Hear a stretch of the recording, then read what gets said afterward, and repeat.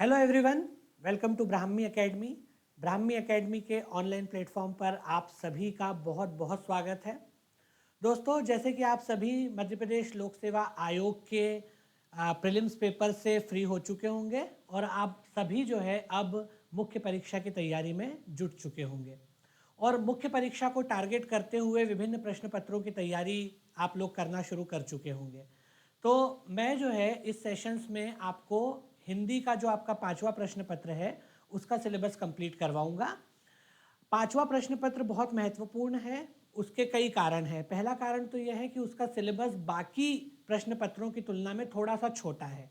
अगर आप पेपर 1 देखेंगे, पेपर 2, पेपर 3, पेपर 4 देखेंगे तो उनका सिलेबस बहुत विशाल और विस्तृत है, बहुत व्यापक सिलेबस है, जबकि पेपर 5 का सिलेबस कंपैरेटिवली तुलनात्मक रूप से थोड़ा सा छोटा है और इसीलिए आप उसमें ज़्यादा लीड ले सकते हैं, ज़्यादा एज ले सकते हैं, कम मेहनत में ज़्यादा अंक अर्जित कर सकते हैं, जिसको कॉस्ट बेनिफिट एनालिसिस बोला जाता है। तो कम कॉस्ट में ज़्यादा बेनिफिट लेने का वहाँ से आपको फ़ायदा मिलता है। तो अगर आप पेपर 5, पेपर 6 ये 2 पेपर्स पे ज़्यादा फोकस करते हैं तो आप कम मेहनत में, कम समय देकर, कम ऊर्जा लगाकर, कम एफर्ट पुट करके अच्छे से अच्छे अंक उसमें अर्जित करके थोड़ा सा एक्स्ट्रा एज ले सकते हैं। आज का जो ये सेशन है इसमें मैं आपको रस पढ़ाने वाला हूँ। रस से संबंधित चर्चा हम लोग करने वाले हैं।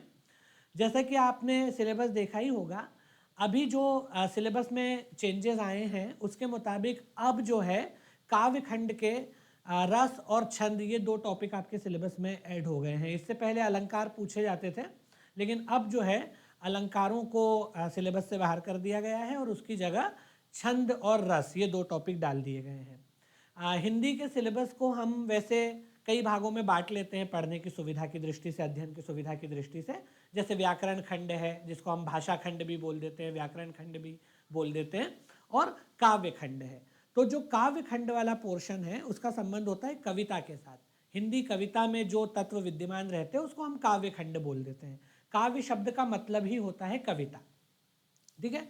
और कविता जो होती है उसके अंदर कौन कौन से तत्व होते हैं, तो जैसे रस है, छंद है, अलंकार है, इन तीनों को काव्य के अंदर लिया जाता है। साथ ही साथ काव्य भेद वगैरह भी उसमें आते हैं।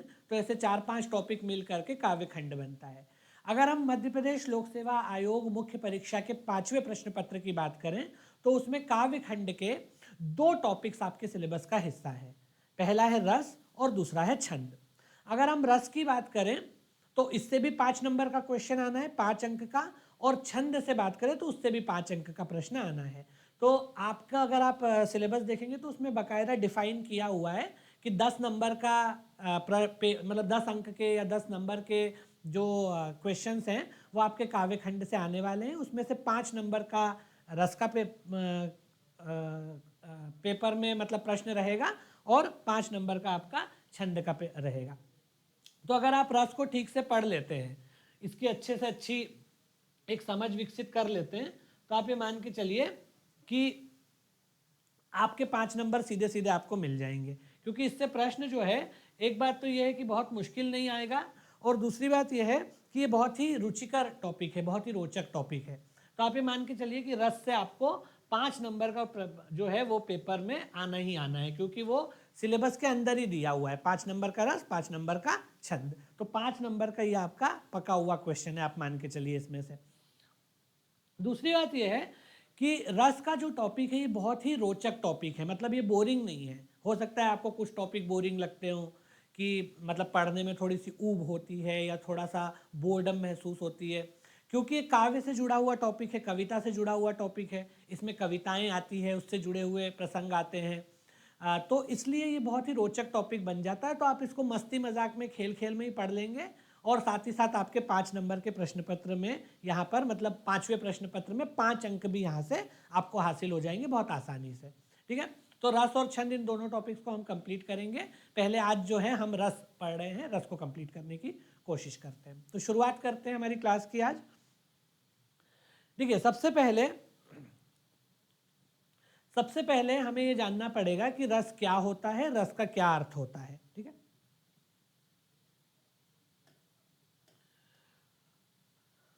तो जैसे मैंने आपको बताया कि काव्य के अंतर्गत, जब भी हम काव्य की बात करते हैं तो काव्य के अंतर्गत, यानी काव्य का मतलब होता है कविता।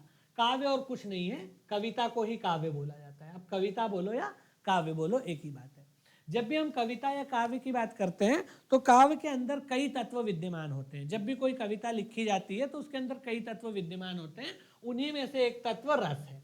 रस के अलावा उसमें अलंकार भी होते हैं, कभी कभार छंद भी होते हैं। छंद तो हमेशा ही होते हैं, कभी कभार नहीं भी हो सकते हैं। छंदबद्ध कविता है तो उसमें छंद होगा। छंद का मतलब मीटर, जो मीटर होता है कविता का। अगर छंदबद्ध रचना नहीं है तो उसमें छंद नहीं भी हो सकता है। तो छंद तो कोई अनिवार्य तत्व नहीं है, कुछ कविताओं में होता है। आधुनिक काल में जो कविताएं लिखी जा रही है उनमें अमूमन छंद की उपयोगिता बहुत ज़्यादा नहीं समझी जाती है, इसलिए नई कविता आंदोलन के बाद से ज़्यादातर कविताओं में उस तरह का छंद नहीं होता जैसे कि ट्रेडिशनल कविताओं में हुआ करता था, जहाँ पर मात्राओं और वर्णों की गिनती के आधार पर रचना की जाती थी। तो उस तरह का छंद तो अब कविताओं में प्रयोग में नहीं आता है, पुरानी कविताओं में आता था। लेकिन फिर भी अगर हम कविता की बात करें, काव्य की बात करें, तो उसमें 3 चीज़ें होती है, रस, छंद और अलंकार। तो हमारे सिलेबस में इसमें से अलंकार नहीं है। मध्य प्रदेश लोक सेवा आयोग के 5वें प्रश्न पत्र में अलंकार नहीं है, रस और छंद है, इनको हमको पढ़ना है। अगर हम रस की बात करें तो रस तो पूरा ही टॉपिक आपके सिलेबस में है। छंद जो है उसमें से 3 ही तरह के छंद आपको पढ़ने हैं, सारे छंद पढ़ने की ज़रूरत नहीं है। छंदों के मामले में तो आपके उसमें बाकायदा लिखा हुआ है सिलेबस में कि 3 ही छंद आपको पढ़ने हैं, दोहा, सोरठा और चौपाई। छंद भी बहुत सारे होते हैं पर आपका काम आसान कर दिया है आयोग ने, 3 ही छंद पढ़ने हैं, दोहा, सोरठा और चौपाई। जबकि रस के मामले में ऐसा कुछ नहीं है, रस आपको पूरा ही पढ़ना है, इसलिए रस को हमें डिटेल में पढ़ना पड़ेगा।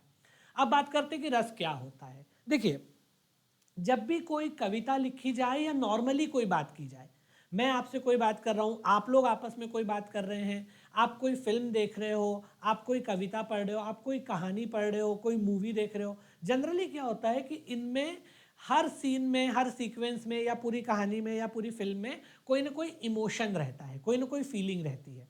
यहाँ पर रस का मतलब फीलिंग से होता है, इमोशन से होता है। जैसे फॉर एग्जाम्पल आप इसको फिल्मी गानों के माध्यम से भी समझ सकते हैं, क्योंकि फिल्मी गाने भी क्या होते हैं, कविता ही होती है। जैसे आप फिल्मी गाने सभी लोग सुनते होंगे, कुछ गाने रोमांटिक होते हैं, है ना, लव सॉन्ग्स होते हैं। कुछ गाने ऐसे होते हैं जो पेट्रियोटिक सॉन्ग्स होते हैं, यानी देशभक्ति के गाने होते हैं।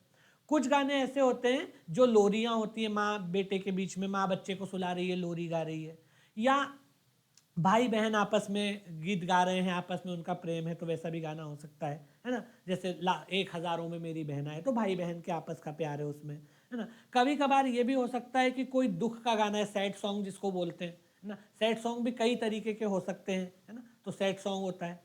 कई बार ये भी हो सकता है कि कोई गाना जो है वो कॉमेडी सॉन्ग है, कॉमेडी सॉन्ग्स भी होते हैं जिसमें हंसी ठठोरी की जाती है। ये भी हो सकता है कि भजन है, कोई भजन भी हो सकता है, वो भी गाना है लेकिन भजन है। तो आप देखते हैं कि जैसे फिल्मी गानों में अलग अलग मूड के हिसाब से अलग अलग गाने होते हैं, ऐसे ही फिल्मों में भी होता है। आप कोई फिल्म देख रहे हो, अभी आपने जैसे छावा फिल्म आई है, तो वो क्या है, वीर रस की फिल्म है। आप मान सकते हैं ना कि उसमें वीरता की कहानी है। जो छत्रपति संभाजी महाराज है, उनकी वीरता के बारे में वर्णन किया गया है, देशभक्ति का है, वीरता का है, ये है। कोई रोमांटिक फिल्म होती है, कोई देशभक्ति फिल्म होती है, कोई हॉरर फिल्म होती है, डरावनी भूत की फिल्म होती है तो हॉरर फिल्म होती है। तो जब भी कोई फिल्म आप देखते हो, कोई गाना सुनते हो, इवन कोई कविता पढ़ते हो, तो उसमें कोई ना कोई भाव निहित होता है। भाव का मतलब उसमें कोई एक ऐसा भाव होगा जो प्रधान भाव होगा, मुख्य भाव होगा। जैसे हॉरर फिल्म में हॉरर मुख्य भाव है, रोमांटिक फिल्म में रोमांस मुख्य भाव है ना, देशभक्ति की फिल्म में देशभक्ति मुख्य भाव है, छावा जैसी फिल्मों में वीर रस मुख्य भाव है या वीरता मुख्य भाव है। तो इसी तरह कविता में जो भाव निहित होता है उसको रस कहते हैं। रस का सीधा सा मतलब होता है इमोशन या फीलिंग, ठीक है। अगर मैं आपको एकदम बोलचाल की भाषा में समझाऊं तो रस का मतलब होता है इमोशन, या इसको हम बोले तो फीलिंग भी बोल सकते हैं, या इसको हम बोल सकते हैं सेंटिमेंट। सेंटिमेंट का मतलब भी वही होता है। और अगर हम इसको हिंदी में बोले तो भाव, भाव या भावना, जो भी आप बोलो। ये वो वाला भाव नहीं है कि प्याज क्या भाव दिए, वो वाला भाव नहीं। भाव मतलब इमोशन वाला भाव या फीलिंग वाला भाव। तो भाव या भावना आप बोल सकते हो। तो जब भी कोई कविता लिखी जाती है, पढ़ी जाती है, या जब भी कोई फिल्म देखी जाती है, जब भी कोई गाना सुना जाता है या गाना गुनगुनाया जाता है, ऑब्वियसली उसमें कुछ ना कुछ भाव तो होता ही है, कोई फीलिंग तो होती है। रोमांस की हो, दुख सैड सॉन्ग हो, पेट्रियोटिक देशभक्ति का गाना हो, या हॉरर फिल्म हो, वीर रस का गाना हो, जो भी है, भजन हो, लोरी हो, इट कैन बी एनीथिंग। तो जो भाव या भावना छुपी होती है किसी कविता के अंदर, उसको आप बोलते हैं कि वो रस होता है। तो अगर आपको वन लाइनर में समझना हो कि रस क्या है, तो रस सीधे से अगर एक लाइन में किसी को बताना हो 3 शब्दों में, तो कविता के अंदर जो भाव निहित है उसको आप बोल सकते हैं कि वो रस है, साधारण से साधारण शब्दों में। आप इसको फिल्मी गानों के माध्यम से समझोगे तो आपको आसानी से समझ में आ जाएगा कि हाँ यार, कुछ फिल्मी गाने रोमांटिक होते हैं, कुछ सैड सॉन्ग्स होते हैं, कुछ लोरियाँ होती है, कुछ भजन होते हैं, कुछ हॉरर होते हैं, कुछ हंसी ठिठोली वाले होते हैं, हर तरह के गाने होते हैं, कुछ मस्ती मजाक वाले होते हैं, उत्साह वाले होते हैं, अलग अलग तरह के गीत होते हैं। ठीक है, तो इसी तरह से कविताओं में भी अलग अलग भाव छुपे होते हैं। कुछ कविताएं रोमांटिक होती है, कुछ कविताएं हंसी मजाक की होती है, कुछ दुख की होती है, कुछ लोरियां होती है, कुछ भजन होते हैं, कुछ गुस्से वाली होती हैं, कुछ में वीर रस होता है, किसी में उत्साह होता है, किसी में कुछ कर गुजरने की, मोटिवेशनल जैसे जिसको बोलते हैं, कुछ मोटिवेशनल होती हैं। मोटिवेशनल मतलब जिसको सुन करके एकदम उत्साह मन में पैदा हो, कुछ कर गुजरने की फीलिंग आए अंदर से। तो ऐसे अलग अलग फीलिंग्स जैसे हमारे जीवन में होती है, उसी तरह से अलग अलग फीलिंग्स कविताओं में भी होती है। जब भी कवि कोई कविता लिखता है तो एक विशिष्ट भाव दशा में, एक विशिष्ट मनोदशा में लिखता है।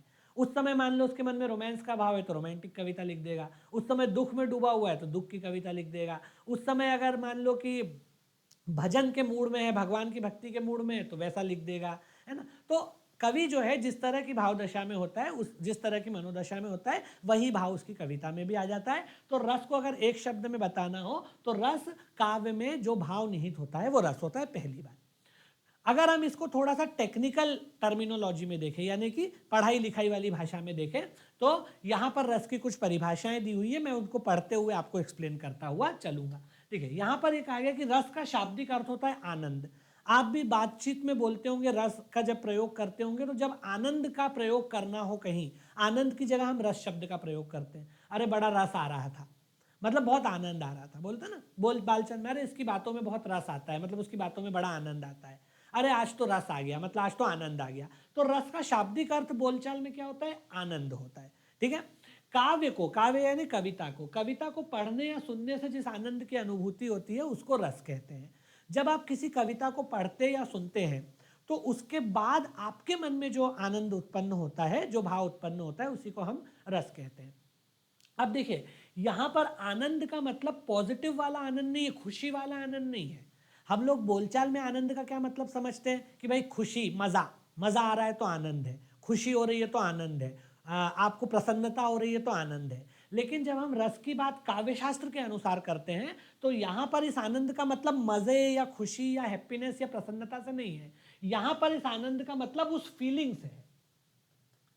यहां पर आनंद का मतलब बेटा कहां से होता है? फीलिंग से होता है, इमोशन से होता है। वो इमोशन कुछ भी हो सकता है, वो इमोशन दुख का भी हो सकता है, वो इमोशन मतलब भक्ति का भी हो सकता है, वो इमोशन वीरता का भी हो सकता है, वो इमोशन उत्साह का भी हो सकता है, वो इमोशन गुस्से का भी हो सकता है, वो इमोशन हंसी का भी हो सकता है, वो इमोशन दुख का तो हो ही सकता है, वो इमोशन रोमांस का भी हो सकता है। तो यहाँ पर ये जो आनंद शब्द है, इस आनंद शब्द का मतलब मजे से नहीं है जैसे हम बोलचाल में उपयोग में कर लाते हैं, खुशी से नहीं है, हैप्पीनेस से नहीं है। यहाँ पर आनंद शब्द का मतलब होता है फीलिंग, इमोशन।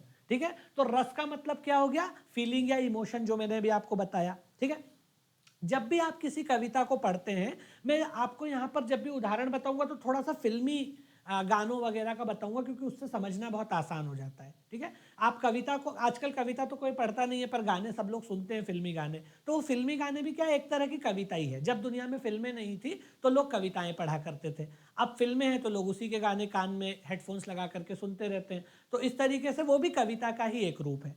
तो जैसे काव्य को पढ़ने या सुनने से, यानी कविता को पढ़ने या सुनने से, या आप इसको फिल्मी गाना मान लो कि फिल्मी गाने को सुनने से जिस आनंद की अनुभूति उसको होती है उसको रस बोलते हैं। यानी कि यहां पर आनंद का मतलब क्या है? जो फीलिंग आपको आती है या जो फीलिंग की आपको अनुभूति होती है वही रस कहलाता है।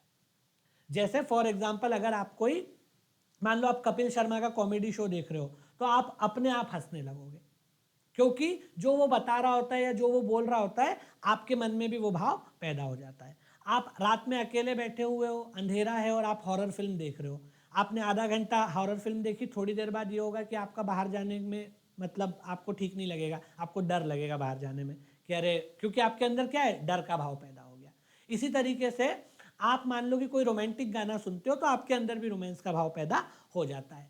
आप अगर कोई देशभक्ति का गाना सुनते हो, जैसे छावा फिल्म आप लोगों ने देखी, तो आपके अंदर भी देशभक्ति का या वीरता का भाव पैदा हो जाएगा। तो क्या होता है कि जब भी किसी कविता को पढ़ा जाता है या सुना जाता है, या किसी फिल्मी गाने को या किसी भी दृश्य को, अभी हम कविता तक सीमित रहेंगे क्योंकि रस को हम कविता के दृष्टिकोण से पढ़ रहे हैं, तो हम अपने आप को कविता तक सीमित रखेंगे। तो जब भी किसी कविता को, काव्य को पढ़ा जाता है तो उसके अंदर जो भाव होता है वही भाव पढ़ने या सुनने वाले के मन में भी पैदा होता है। वही भाव पढ़ने या सुनने वाले के मन में पैदा होता है। जैसे रोमांटिक मूड में लोग रोमांटिक गाने सुनते हैं, है ना, कपिल शर्मा शो देख के लोग हंसने लगते हैं, या मान लो कि वीर रस की कविता या छावा जैसी फिल्म देख करके लोगों के मन में देशभक्ति या वीरता का भाव पैदा हो जाता है। तो जो चीज़ हम पढ़ते हैं वैसा ही भाव मन में भी पैदा। दुख के अगर आप सैड सॉन्ग सुनोगे या कोई सैड दृश्य देख लोगे तो आपके मन में भी दुख का भाव पैदा होता है ना। हम लोग दुखी नहीं है, लेकिन वो दृश्य को देख के हमारे मन में दुख पैदा हो गया।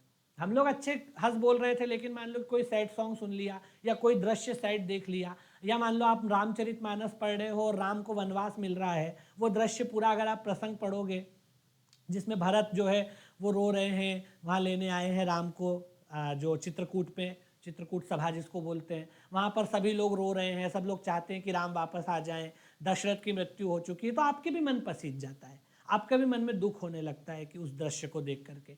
तो क्या होता है कि काव्य के अंदर जो भाव होता है, जब हम कविता को पढ़ते हैं तो वो आनंद की, उस भाव की अनुभूति, उस इमोशन की अनुभूति, उस फीलिंग की अनुभूति हमारे मन में भी पैदा हो जाती है, और इसी को कहते हैं रस। इसी को कहते हैं कि रस की निष्पत्ति हो गई। 3 शब्द होते हैं, व्युत्पत्ति, निष्पत्ति और उत्पत्ति। रस की निष्पत्ति होती है। निष्पत्ति का मतलब होता है रस पैदा हो जाना। पढ़ने सुनने वाले के मन में भी अगर वो इमोशन पैदा हो गया तो बोलते हैं कि इसके मन में रस की उत्पत्ति या निष्पत्ति। निष्पत्ति हो गई, नॉट उत्पत्ति।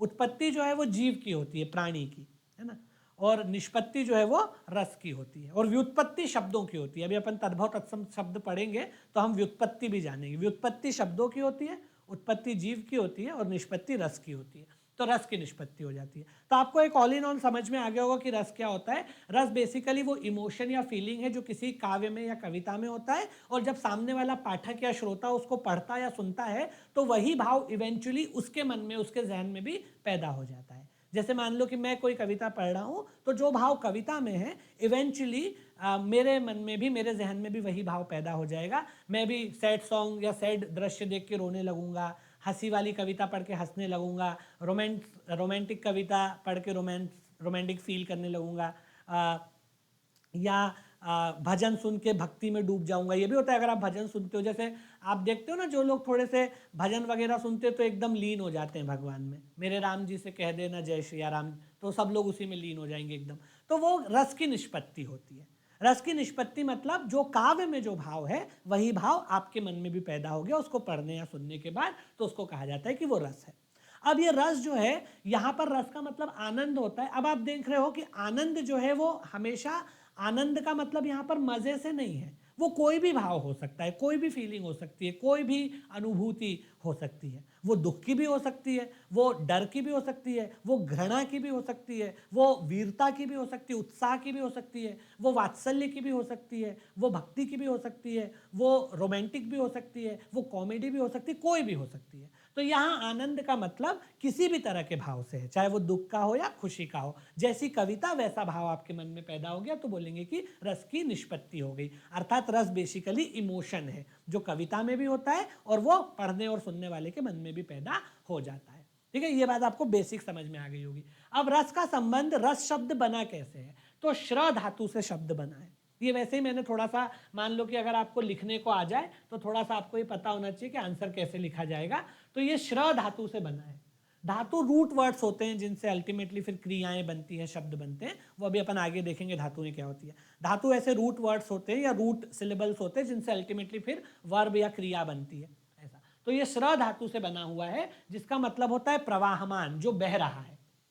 श्र का मतलब होता है बहना, इसीलिए पानी को भी सरिस कहा गया है, सलिल कहा गया है, क्योंकि वो प्रवाहमान है। तो वो स धातु, श्र धातु से बने हुए शब्द हैं। तो जो बहता है, जो प्रवाहमान है, उसको क्या बोलते हैं? श्र धातु, और उसी से रस शब्द बना है। और यहाँ पर उसका क्या प्रसंग है, क्या संदर्भ है, क्या विषय है? विषय यह है कि जब आप कोई कविता पढ़ते हैं, देखो पहले ज़माने में लोग केवल कविता पढ़ते थे, अब लोग गाने भी सुनते हैं, फिल्म भी देखते हैं, वेब सीरीज़ भी देखते हैं, ओटीटी भी देखते हैं, तो अब आप उसको सभी संदर्भों में देख लो, ठीक है। आप कोई कविता तो ज़्यादा लोग पढ़ते ही नहीं है। तो क्या होता है कि जब कोई व्यक्ति कविता पढ़ता है तो उसके मन में वही भाव बहने लगते हैं, प्रवाहमान होने लगते हैं। इसीलिए ये श्रा धातु से ही क्या बना है? रस शब्द बना है, कि आपके अंदर भी वही भाव बहने लगे, प्रवाहमान होने लगे, ठीक है। तो यहाँ तक आपको समझ में आ गया होगा। रस को काव्य की आत्मा या प्राण तत्व माना गया है। मान लीजिए आपसे कोई पूछे कि रस कविता की आत्मा या कविता का प्राण तत्व किसको माना गया है, तो कविता की आत्मा या प्राण तत्व यानी कि काव्य की आत्मा या प्राण तत्व किसको माना गया है? रस को माना गया है। रस काव्य की आत्मा है, उसका प्राण तत्व है। ये आचार्य विश्वनाथ ने कहा है, अभी मैं आगे बता भी दूंगा, उनका नाम आगे आएगा। आचार्य विश्वनाथ ने ये बात कही है कि रस जो है वो काव्य की आत्मा है, उसका प्राण तत्व है, और बात के अधिकांश विद्वानों ने इस पर अपनी सहमति जताई है। क्यों है ऐसा? ये भी हम जानते हैं भाई, क्यों है ऐसा। देखिए क्या होता है कि काव्य को आत्मा या प्राण तत्व, रस को काव्य की आत्मा या प्राण तत्व इसलिए कहा गया है क्योंकि ये अनिवार्य तत्व है कविता का, इसके बगैर कविता नहीं हो सकती। क्या आप कोई ऐसा गाना, कोई ऐसी फिल्म, कोई ऐसा सीन, कोई ऐसा सीक्वेंस, कोई ऐसी कहानी इमेजिन कर सकते हो जिसमें कोई भाव ना हो? बगैर भाव के कोई कविता या गाना लिखा जा सकता है कि नहीं? आप कोई भी गाना इमेजिन करो, उसमें कोई ना कोई भाव होगा, रोमांस का होगा, लोरी होगी, भजन होगा, या कॉमेडी सॉन्ग होगा, सैड सॉन्ग होगा, दुख का गाना होगा, देशभक्ति का गाना होगा, कोई ना कोई भाव तो होगा ही। बिना भाव के तो कुछ हो ही नहीं सकता ना। भाव के बिना कोई गाना हो सकता है कि नहीं हो सकता? बिना भाव के कोई सीन हो सकता है किसी फिल्म का? नहीं, उसमें कुछ ना कुछ होगा। ऐसा कुछ हो ही नहीं सकता जिसमें कोई फीलिंग ना हो, कोई इमोशन ना हो। इमोशन और फीलिंग के बिना गाना, कविता, फिल्म बन ही नहीं सकती, हमारे डे टू डे लाइफ में भी नहीं बन सकती। अभी मैं आपको पढ़ा रहा हूँ तो आपके प्रति मेरे मन में कोई भाव है कि नहीं? मेरे स्टूडेंट्स हैं तो स्टूडेंट्स के प्रति मेरे मन में एक शिक्षक वाला भाव है, तो कोई ना कोई भाव तो है ही। मैं आपको पढ़ने के लिए मोटिवेट करूँगा तो मोटिवेशनल भाव है, उत्साह दूंगा आपको, है ना। ऐसा आपने अभी एग्जाम दिया है, मान लो कि आप पास हो जाओगे तो आपके मन में भी उत्साह का भाव आएगा कि नहीं आगे और मेंस हमको लिखना है। तो कोई ना कोई भाव होता ही होता है, बिना भाव के कुछ हो ही नहीं सकता। मनुष्य के मन में भाव ही तो है, भाव ही तो मनुष्य को अन्य जीवों से अलग बनाते हैं। तो इसीलिए, क्योंकि बिना भाव के कविता लिखी जाती ही नहीं है, इसीलिए इसको क्या बोलते हैं? काव्य की आत्मा या प्राण तत्व। अगर आप भाव निकाल दोगे तो कविता मृत हो जाएगी, केवल शब्द बचेंगे, जो कि कविता नहीं है बिना भाव के, ठीक है ना। इसीलिए इसको काव्य की आत्मा या प्राण तत्व कहा गया है। बिना छंद के कविता लिखी जा सकती है, आजकल लिखी जा ही रही है, आजकल तो आतुकांत कविताएं ही चलती है। बिना छंद के कविता लिखी जा सकती है, बिना अलंकार के भी कविता लिखी जा सकती है, लेकिन बिना रस के कविता नहीं लिखी जा सकती। संभव ही नहीं है कि बिना रस के कविता हो, इसीलिए इसको क्या बोलते हैं? काव्य की आत्मा या प्राण तत्व माना गया है, ठीक है।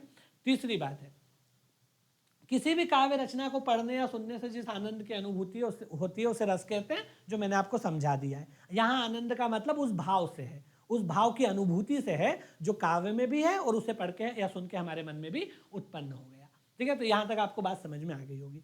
अब रस उत्पत्ति को सबसे पहले जिस व्यक्ति ने परिभाषित किया उनका नाम था भरत मुनि। कई बार ये प्रश्न पूछा जाता है, आपसे भी 2 नंबर में, 1 नंबर में पूछा जा सकता है कि भाई रस शास्त्र के प्रणेता कौन है, या रस शास्त्र के जनक कौन है, या रस शास्त्र के प्रतिपादक कौन है। कुछ भी पूछा जाए, प्रणेता, जनक, प्रतिपादक, तो आंख मीच के इन व्यक्ति का नाम याद रखना, आचार्य भरत मुनि, ठीक है। इन्हें रस शास्त्र का जनक या प्रणेता या प्रतिपादक माना गया है।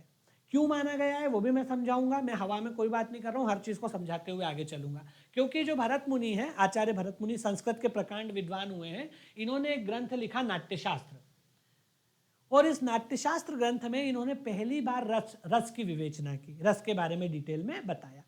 इससे पहले भी कवि लोग लिख रहे थे कविताएं, और अपनी कविताओं में कोई ना कोई इमोशन प्रयोग में लाते थे।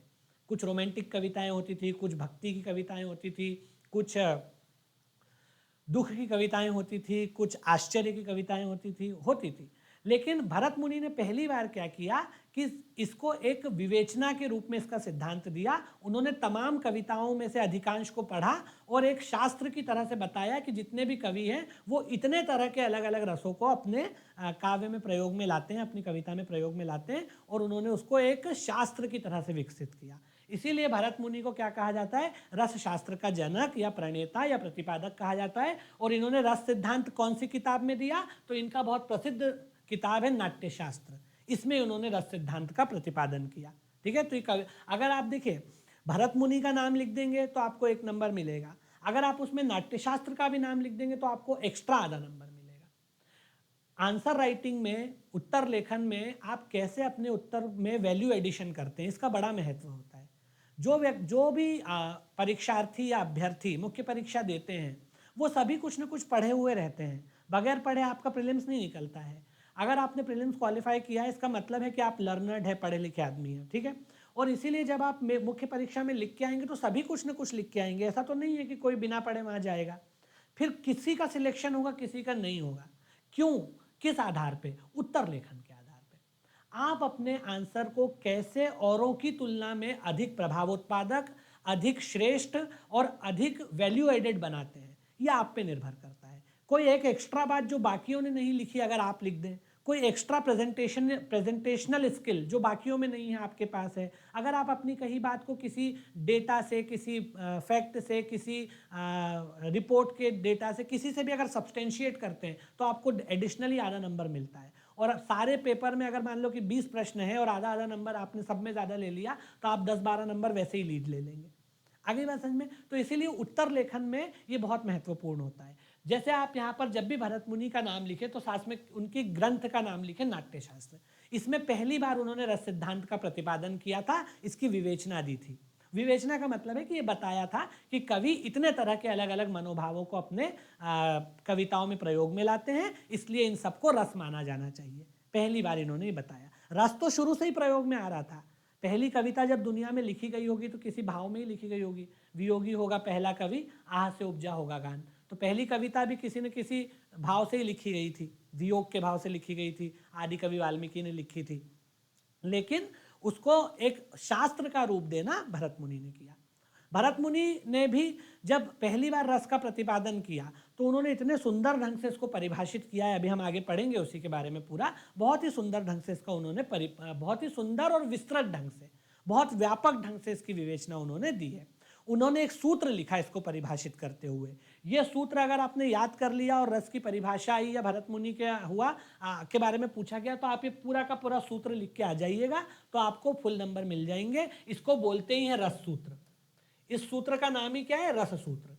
ये भरत मुनि ने अपने ग्रंथ नाट्यशास्त्र में लिखा है रस को परिभाषित करते हुए। उन्होंने क्या लिखा? विभावानुभाव व्यभिचारी संयोग रस रस निष्पत्ति। ये संस्कृत में, क्योंकि नाट्यशास्त्र ग्रंथ संस्कृत में है। ठीक है, तो ये संस्कृत में ये है। अगर आपको ये संस्कृत में याद रहे तो सोने पे सुहागा है, अगर नहीं याद रहता तो आप इसका हिंदी रूपांतरण लिख के आ जाना। इसका मतलब होता है कि विभाव, अनुभाव तथा संचारी भावों के सहयोग से ही रस की निष्पत्ति होती है। स्थायी भाव के साथ इन तीनों की अगर निष्पत्ति मतलब संयोग हो जाता है तो रस की निष्पत्ति होती है। अभी हम पढ़ेंगे कि ये सब क्या होते हैं, लेकिन ये जो यहाँ पर वाक्य लिखा हुआ है इस वाक्य को कहा जाता है रस सूत्र। रस सूत्र मतलब रस के बारे में सूत्र। किसने दिया? भरत मुनि ने दिया। किस ग्रंथ में दिया? नाट्यशास्त्र में दिया। और यह भरत मुनि के अनुसार दी गई रस की पहली परिभाषा है। सबसे पहले इन्होंने ही रस की परिभाषा दी थी, तो ये भरत मुनि के द्वारा दी गई पहली परिभाषा है रस की। विभावानुभाव व्यभिचारी संयोग रस निष्पत्ति, अर्थात विभाव, अनुभाव और व्यभिचारी भावों के संयोग से रस की निष्पत्ति होती है। अभी मैं समझाऊंगा कि ये सब क्या होते हैं। विभाव क्या होता है, अनुभाव क्या होता है, व्यभिचारी भाव क्या होता है, स्थायी भाव क्या होता है, कैसे ये आपस में मिलते हैं, कैसे रस की निष्पत्ति होती है, वो मैं सब आपको समझाऊंगा। पर ये आप सूत्र याद रखिएगा और इसको लिख के आइएगा। अगर संस्कृत याद न रहे तो आप हिंदी रूपांतरण लिखिए, लेकिन मैं चाहूँगा कि आप संस्कृत भी लिखिए ताकि आपका ज़्यादा अच्छा इंप्रेशन पड़े। एक चीज़।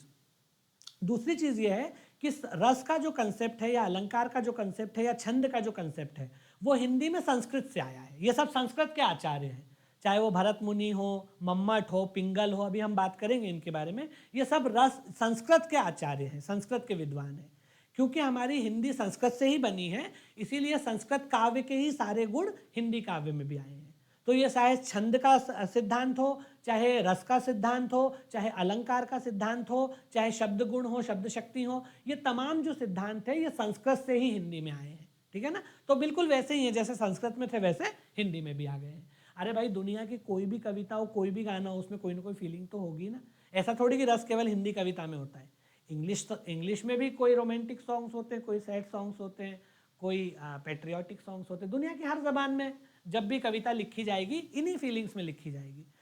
इंसान कहीं का भी रहने वाला हो, उसके मन में भाव तो वही रहते हैं, चाहे वो एमपी का रहने वाला हो, चाहे वो अर्जेंटीना का रहने वाला हो, चाहे वो थाईलैंड का रहने वाला हो। इमोशंस जो है वो सार्वभौमिक होते हैं, यूनिवर्सल होते हैं, ठीक है। अब जो है, अब हमको जो है रस का सिद्धांत आपको समझ में आ गया, भरत मुनि के बारे में आपने जान लिया, उनके किताब के बारे में जान लिया, रस सूत्र के बारे में जान लिया। अब हम आते हैं रस की विभिन्न परिभाषाओं पे।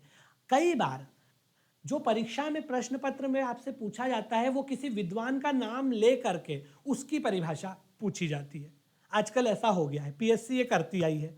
जब अलंकार था आपके सिलेबस में तो आप पुराने पेपर उठा के देखिए, पीएससी किसी विद्वान का नाम लेके पूछती थी कि इनके अनुसार अलंकार की क्या परिभाषा है, इनके अनुसार अलंकार को परिभाषित कीजिए, या इन्होंने अलंकार की जो परिभाषा दी है वो बताइए। तो इसीलिए जब हम रस की परिभाषा पढ़ेंगे तो जितने प्रमुख विद्वानों के द्वारा रस की भिन्न भिन्न परिभाषाएं दी गई है सभी को पढ़ लेंगे, क्योंकि सीधे यही प्रश्न आता है कि आचार्य भरत मुनि के अनुसार रस की परिभाषा बताइए, आचार्य धनंजय के अनुसार रस की परिभाषा बताइए, आचार्य विश्वनाथ के अनुसार रस की परिभाषा बताइए। तो जो भी प्रसिद्ध विद्वानों के द्वारा परिभाषाएं दी गई है सभी को पढ़ लेते हैं और सबका मीनिंग समझ लेते हैं। सबका मीनिंग मिलता जुलता ही है भाई, क्योंकि रस तो वही है, मीनिंग मिलता जुलता है, थोड़ा सा शब्दों का हेर फेर है, तो सबको आपको देखना है, ठीक है। जो बात मैंने आपको बताई है वही यहाँ पर लिखी हुई है। किसी विनोद पर पूर्ण कविता को सुनकर हंसी से वातावरण गूंज उठता है, वही बात है। आप कोई हंसी वाली चीज सुनोगे, कोई हास्य कविता सुनोगे तो अपने आप हंसने लगोगे। भाई पहले कवि सम्मेलन होते थे तो हास्य रस के कवि होते थे कि नहीं, वो कोई भी हंसी मजाक की कविताएं सुनाते थे तो पूरा दर्शक दीर्घा जो है ठहाके मारती थी। तो वो क्या है, रस है। जो उसकी कविता में हंसी थी वही आपके मन में पैदा हो गई। इसी तरह किसी करुण कथा या कविता को सुनकर हृदय में दया का स्रोत उमड़ पड़ता है, ठीक है ना, वो भी आपके मन में भाव पैदा हो जाता है। अब हम आते हैं आचार्य धनंजय, विभिन्न विद्वानों के हिसाब से क्या क्या परिभाषाएं उन्होंने दी है रस की, वो देखते जाते हैं। मैंने आपको सबसे पहले रस सूत्र बताया भरत मुनि का, ठीक है ना। हालांकि अपन उसको आगे समझेंगे, पर वो बहुत महत्वपूर्ण था इसलिए मैंने वहां बता दिया, उसको समझेंगे आगे। पहले आचार्य धनंजय की परिभाषा देखते हैं। आचार्य धनंजय क्या बोलते हैं? आचार्य धनंजय ने कहा है कि विभाव, अनुभाव, सात्विक, साहित्य भाव और व्यभिचारी भावों के संयोग से आस्वाद्यमान स्थायी भाव ही रस है, ठीक है। इन्होंने क्या कहा है? विभाव, अनुभाव, सात्विक, साहित्य भाव और व्यभिचारी भावों के संयोग से आस्वाद्यमान स्थायी भाव ही रस है। इसको आप याद कर लो, ठीक है। अब ये क्या है मैं बाद में बताऊंगा आपको, अभी ये सब समझाऊंगा। अभी देखो, अभी आपको ये समझ में नहीं आएगा विभाव क्या है, अनुभाव क्या है, साहित्य भाव क्या है, व्यभिचारी भाव क्या है, स्थायी भाव क्या है। अभी तो आपको हवा ही नहीं लग रही होगी कि ये सब क्या, कौन सी चिड़ियाएं हैं। इसीलिए केवल अभी आप ये परिभाषा पढ़ो। जैसे ही जब मैं इसकी अर्थ बताऊंगा कि विभाव क्या है, अनुभाव क्या है, अपने आप आपको समझ में आ जाएगा, बिना किसी एक्स्ट्रा मेहनत किए आपको अपने आप समझ में आ जाएगा, ठीक है। तो ये आचार्य धनंजय के हिसाब से परिभाषा है। अभी मैं इनके अर्थ बताऊंगा तो आपको समझ में आएगा। अर्थ अभी इसलिए नहीं बता रहा हूं कि सभी परिभाषाओं में यही शब्द आते हैं। सभी परिभाषाओं में विभाव, अनुभाव, संचारी भाव, व्यभिचारी भाव, स्थायी भाव, यही शब्द आएंगे। जब ये सारी परिभाषाएं देख लेते हैं फिर एक साथ जो है इनके अर्थ समझ लेंगे तो आपको अपने आप समझ में आ जाएगा। उसके बाद आचार्य धनंजय के बाद दूसरी परिभाषा किसकी है? आचार्य विश्वनाथ की है।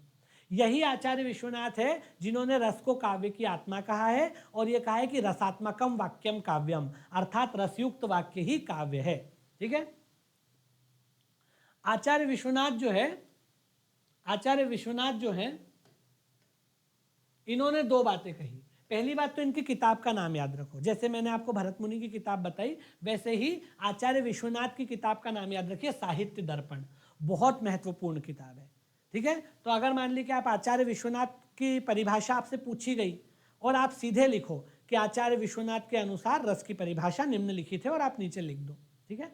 वहीं अगर आपने ऐसा लिखा ऊपर कि साहित्य दर्पण जैसे प्रतिष्ठित ग्रंथ के रचयिता आचार्य विश्वनाथ के अनुसार, तो आपको एक एक्स्ट्रा आधा नंबर एक्स्ट्रा मिल जाएगा। और जो चेकर है, जो परीक्षक है, जो इवेल्युएटर है, उसके माइंड में आपकी अलग ही छवि बनेगी कि नहीं ये एकदम पढ़ा लिखा व्यक्ति है और इसने एक्स्ट्रा भी एक चीज़ लिखी है, और साथ ही साथ ये एक मतलब इसका प्रेजेंस ऑफ माइंड है। बाकी सब क्या लिखेंगे आचार्य विश्वनाथ के अनुसार। वहीं अगर कोई ये लिख देता है कि साहित्य दर्पण नामक ग्रंथ के रचनाकार आचार्य विश्वनाथ के अनुसार, क्योंकि इन्होंने ये जो रस की परिभाषा दी है इसी ग्रंथ में दी है, साहित्य दर्पण में ही दी है। अगर आप ये ग्रंथ का नाम भी लिख देंगे तो अलग ही इंप्रेशन आपका जाएगा और आपको पूरी कॉपी में उसका फायदा मिलेगा, क्योंकि एक इंप्रेशन बन जाता है चेकर का आपके बारे में। ठीक है, तो साहित्य दर्पण के रचयिता आचार्य विश्वनाथ ने रस की परिभाषा देते हुए क्या कहा है, विभावेनानुभावेन व्यक्तः सच्चारिणा तथा रक्तामेत्ति रत्यादि स्वामी भाव राचेत सामः। ये संस्कृत में दी है उन्होंने, क्योंकि संस्कृत से ही ये सिद्धांत हिंदी में आया है। ठीक है, अब अगर मैं इसको हिंदी में ट्रांसलेट करूं तो इसमें हिंदी में ट्रांसलेशन यही है कि विभाव, अनुभाव और साथ ही साथ आपका स्थायी भाव और व्यभिचारी भाव, इन सभी के संयोग से रस की निष्पत्ति होती है। वही बात इन्होंने भी कही है। ठीक है, और ये आचार्य विश्वनाथ के अनुसार के बारे में एक बात और याद रखिएगा, इन्होंने रस को कहा है रस की आत्मा। इन्होंने एक शब्द, एक सूक्ति कही है, एक वाक्य कहा है, रसात्मकम वाक्यम काव्यम। ये भी आप जरूर याद रखिए, रसात्मकम वाक्यम काव्यम। इसका मतलब क्या है, इसका मतलब है रसात्मकम वाक्यम काव्यम, अर्थात रसयुक्त वाक्य ही काव्य है। रसात्मक यानी रसयुक्त, जिसमें रस है, रसात्मक वाक्य ही काव्य है। ठीक है, क्या लिखा है इन्होंने, रसात्मकम वाक्यम काव्यम, अर्थात रसात्मक या रसयुक्त, जो भी बोलो, रसयुक्त वाक्य ही काव्य है। ऐसा वाक्य जिसमें रस हो उसी को कविता माना जाएगा। रस मतलब इमोशन हो, फीलिंग हो। और इसी से ये बात निकलती है कि रस काव्य की आत्मा है, उसका मूल प्राण है, उसका प्राण तत्व है, उसका आत्मा तत्व है, उसका मूल प्राण है। क्योंकि बिना रस के काव्य बन ही नहीं सकता। यह आचार्य विश्वनाथ ने कहा कि रसयुक्त वाक्य ही काव्य है। ऐसा वाक्य जिसमें रस हो, कोई फीलिंग हो, कोई इमोशन हो, वही कविता कहलाएगा। बिना फीलिंग के कविता बन ही नहीं सकती, कोई ना कोई फीलिंग तो उसमें होनी ही चाहिए। ठीक है, तो ये आपको याद रखना है। उसके बाद आते हैं डॉक्टर विशंभर नाथ शर्मा की परिभाषा। विशंभर नाथ शर्मा की, ये सॉरी, डॉक्टर विशंभर नाथ की जो परिभाषा है, आप पूरा नाम नहीं भी लिखो तो केवल विशंभर नाथ लिख सकते हो।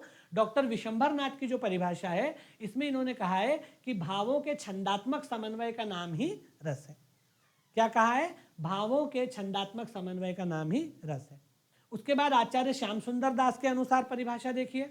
आचार्य श्याम सुंदर दास ने क्या कहा, स्थायी भाव जब विभाव, अनुभाव एवं संचारी भावों के योग से आस्वादन करने योग्य हो जाता है तो सहृदय प्रेक्षक के हृदय में उसका आस्वादन हो जाता है। ठीक है, उसके बाद आचार्य रामचंद्र शुक्ल ने क्या कहा है, आचार्य रामचंद्र शुक्ल ने रस की परिभाषा देते हुए कहा है कि जिस तरह, भांति मतलब तरह, जिस तरह आत्मा की मुक्तावस्था ज्ञान दशा कहलाती है, उसी तरह हृदय की मुक्तावस्था रस दशा कहलाती है। ठीक है, अभी मैं सबको समझाऊंगा, केवल अभी रीड आउट कर रहा हूं। जब विभाव, अनुभाव, संचारी भाव, स्थायी भाव पढ़ा दूंगा, फिर सबको नए सिरे से देखेंगे। अभी केवल यहाँ पर इन सब की परिभाषा आपको याद कर लेना है, क्योंकि मान लीजिए कि पूछा कि आचार्य रामचंद्र शुक्ल के अनुसार रस की क्या परिभाषा है, तो आपको ये लिख के आना है कि शुक्ल जी ने कहा है कि जिस तरह आत्मा की मुक्तावस्था ज्ञान दशा कहलाती है, वैसे ही हृदय की मुक्तावस्था रस दशा कहलाती है। बाबू श्याम सुंदर दास के हिसाब से पूछा तो ये परिभाषा लिखना है, विशंभर नाथ के हिसाब से पूछा तो ये परिभाषा लिखना है। इसी तरह नाम ले लेकर के परिभाषाएं पीएससी पूछती आई है पहले भी। ठीक है, बाकी मैंने आपको बताया कि आचार्य विश्वनाथ ने अपने ग्रंथ साहित्य दर्पण में कहा है कि वाक्यम रसात्मकम काव्यम, अर्थात रसयुक्त वाक्य ही काव्य है। ठीक है, वही बात जो मैंने आपको बताया है। और रस के प्रणेता किसको माना जाता है, आचार्य भरत मुनि को माना जाता है। तो इतने फैक्ट आपको याद रखने हैं, और बाकी ये परिभाषाएं जो मैंने आपको बताई दी। दो किताबों के नाम याद रखिए, एक भरत मुनि का नाट्यशास्त्र, जिसमें उन्होंने पहली बार जो है रस की परिभाषा दी थी, इसीलिए उनको रस का जनक या प्रणेता या प्रतिपादक माना गया, क्योंकि उन्होंने पहली बार रस सिद्धांत की विवेचना अपनी किताब नाट्यशास्त्र में की। और दूसरा ग्रंथ आप आचार्य विश्वनाथ का याद रखिए, साहित्य दर्पण। इसी में इन्होंने कहा है कि रसात्मकम वाक्यम काव्यम, अर्थात रसयुक्त वाक्य ही काव्य है। बाकी इन सभी के नाम याद रखिए और इनके द्वारा दी गई परिभाषाएं याद रखिए। इनको मैं अभी आपको समझाऊंगा जब विभाव, अनुभाव और संचारी भाव की बात करेंगे। ठीक है, भरत मुनि ने जब अपने ग्रंथ में नाट्यशास्त्र की विवेचना की तो उन्होंने 8 रसों की चर्चा की, 8 भावों के बारे में बताया। मतलब रस उन्होंने 8 माने। आचार्य भरत मुनि ने जब अपने किताब में रस सिद्धांत की विवेचना की नाट्यशास्त्र में, तो कितने रस बताए? 8 रसों को स्वीकार किया, 8 रसों को स्वीकार किया। बाद में यह संख्या बढ़कर के 9 हुई, इसमें एक और रस शांत रस बाद में जुड़ा तो वो संख्या 9 हो गई। हालांकि शांत रस की बात भरत मुनि ने की थी पर उसको रस नहीं माना था। उन्होंने कहा था कि रस नहीं है, ऐसे ही एक भाव है, छोटा भाव है, उसको रस नहीं मानना चाहिए। तो भरत मुनि ने 8 रस स्वीकार किए थे। इसका मतलब है कि भरत मुनि ने जब रस सिद्धांत दिया था तो उन्होंने बहुत सारे कवियों को पढ़ा, दुनिया भर के, मतलब भारत के, और उन्होंने उन तमाम कवियों को पढ़ करके एक लिस्ट बनाई और उसमें लिख दिया कि भाई ये 8 तरह के भाव मुझे कविताओं में मिल रहे हैं। रोमांस का मिल रहा है, कॉमेडी का मिल रहा है, हॉरर का मिल रहा है, वीरता का मिल रहा है, या फॉर एग्जांपल दुख का मिल रहा है, शोक जिसको बोलते, करुण रस, दुख का मिल रहा है। तो ऐसे 8 भावों की उन्होंने सूची बनाई और कहा कि मैंने जितनी कविताएं पढ़ी है मुझे ये 8 भाव मिले हैं कविताओं में, तो उन्होंने 8 रस माने। शांत रस को उन्होंने रस नहीं माना, उन्होंने कहा था कि ये वैसे ही एक भाव है पर उसको रस की संज्ञा नहीं दी जा सकती। बाद में फिर शांत रस को भी रस मान लिया गया कालांतर में और ये संख्या बढ़कर के 9 हो गई। फिर दौर आया सूरदास का, महाकवि सूरदास का। उन्होंने बालकृष्ण जी की, बालक कृष्ण की बाल लीलाओं का इतना सुंदर वर्णन किया कि उसके बाद जो है लोगों को वात्सल्य को 10वां रस स्वीकार करना पड़ा। उससे पहले वात्सल्य सूची में था ही नहीं। लेकिन उन्होंने जब बालकृष्ण जी की जो बाल सुलभ चेष्टाएं हैं, बाल लीलाएं हैं, उनका जब वर्णन किया तो इतना जीवंत वर्णन है। यशोदा के मन में जो भाव उत्पन्न होते हैं कृष्ण के प्रति, उनकी लीलाएं देख करके, कृष्ण और सुदामा के बीच में जो मैत्री का भाव है, तो वो इतना सुंदर वर्णन था कि अगर उसको मान लीजिए कि सूरदास के काव्य को रस की कोटरी में रखना हो तो किसी रस में वो फिट नहीं बैठता था। जो बाकी 9 रस थे उनमें वात्सल्य तो रस था ही नहीं, इसलिए 10वें रस के रूप में वात्सल्य को प्रतिष्ठा प्राप्त हुई सूरदास के आने के बाद। फिर भक्ति रस को भी एक रस माना गया तो 11 रस हो गए। तो अब तो खैर 11 तक संख्या मानी जाती है, पर भरत मुनि ने जब अपने नाट्यशास्त्र में लिखा था तो कितने रस बताए थे? 8 ही रस बताए थे। अगर मान लो कोई पूछे तो याद रखिएगा, भरत मुनि के नाट्यशास्त्र में 8 रस थे।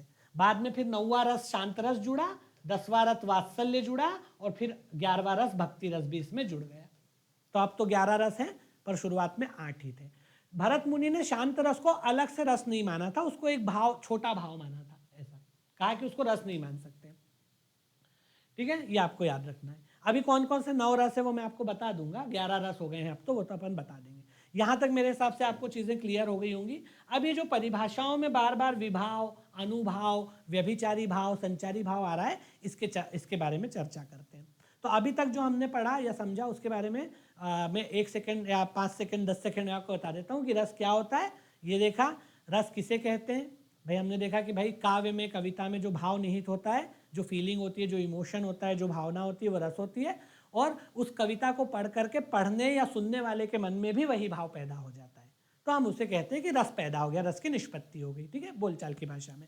फिर रस का जनक किसको माना जाता है? भरत मुनि को। क्यों माना जाता है? पहली बार उन्होंने रस सिद्धांत की विवेचना की थी। किसमें? अपनी किताब में। डिटेल में मैंने आपको बता दिया पूरा का कि रस सिद्धांत की विवेचना का क्या मतलब है एंड ऑल। फिर उसके बाद विभिन्न जो विद्वान हुए हैं उनके अनुसार रस की परिभाषाएं हमने देख ली, और सभी की किताब, मतलब जिनकी किताबों के नाम देखने, किताबों के नाम देख लिए, उनके द्वारा कही गई बातें रस के सिद्धांत में देख ली। भरत मुनि ने 8 रसों के बारे में बताया था, बाद में 3 रस और ऐड हुए। पहले शांत रस जुड़ा तो 9 रस हो गए, फिर वात्सल्य और फिर भक्ति, ऐसे 11 रस हो गए हैं। 9 रस को ज़्यादा प्रतिष्ठा थी, बाद में फिर वात्सल्य को भी ठीक ठाक प्रतिष्ठा प्राप्त हुई, फिर भक्ति को भी प्रतिष्ठा प्राप्त हुई। तो ऐसे 11 रस वर्तमान में माने जाते हैं।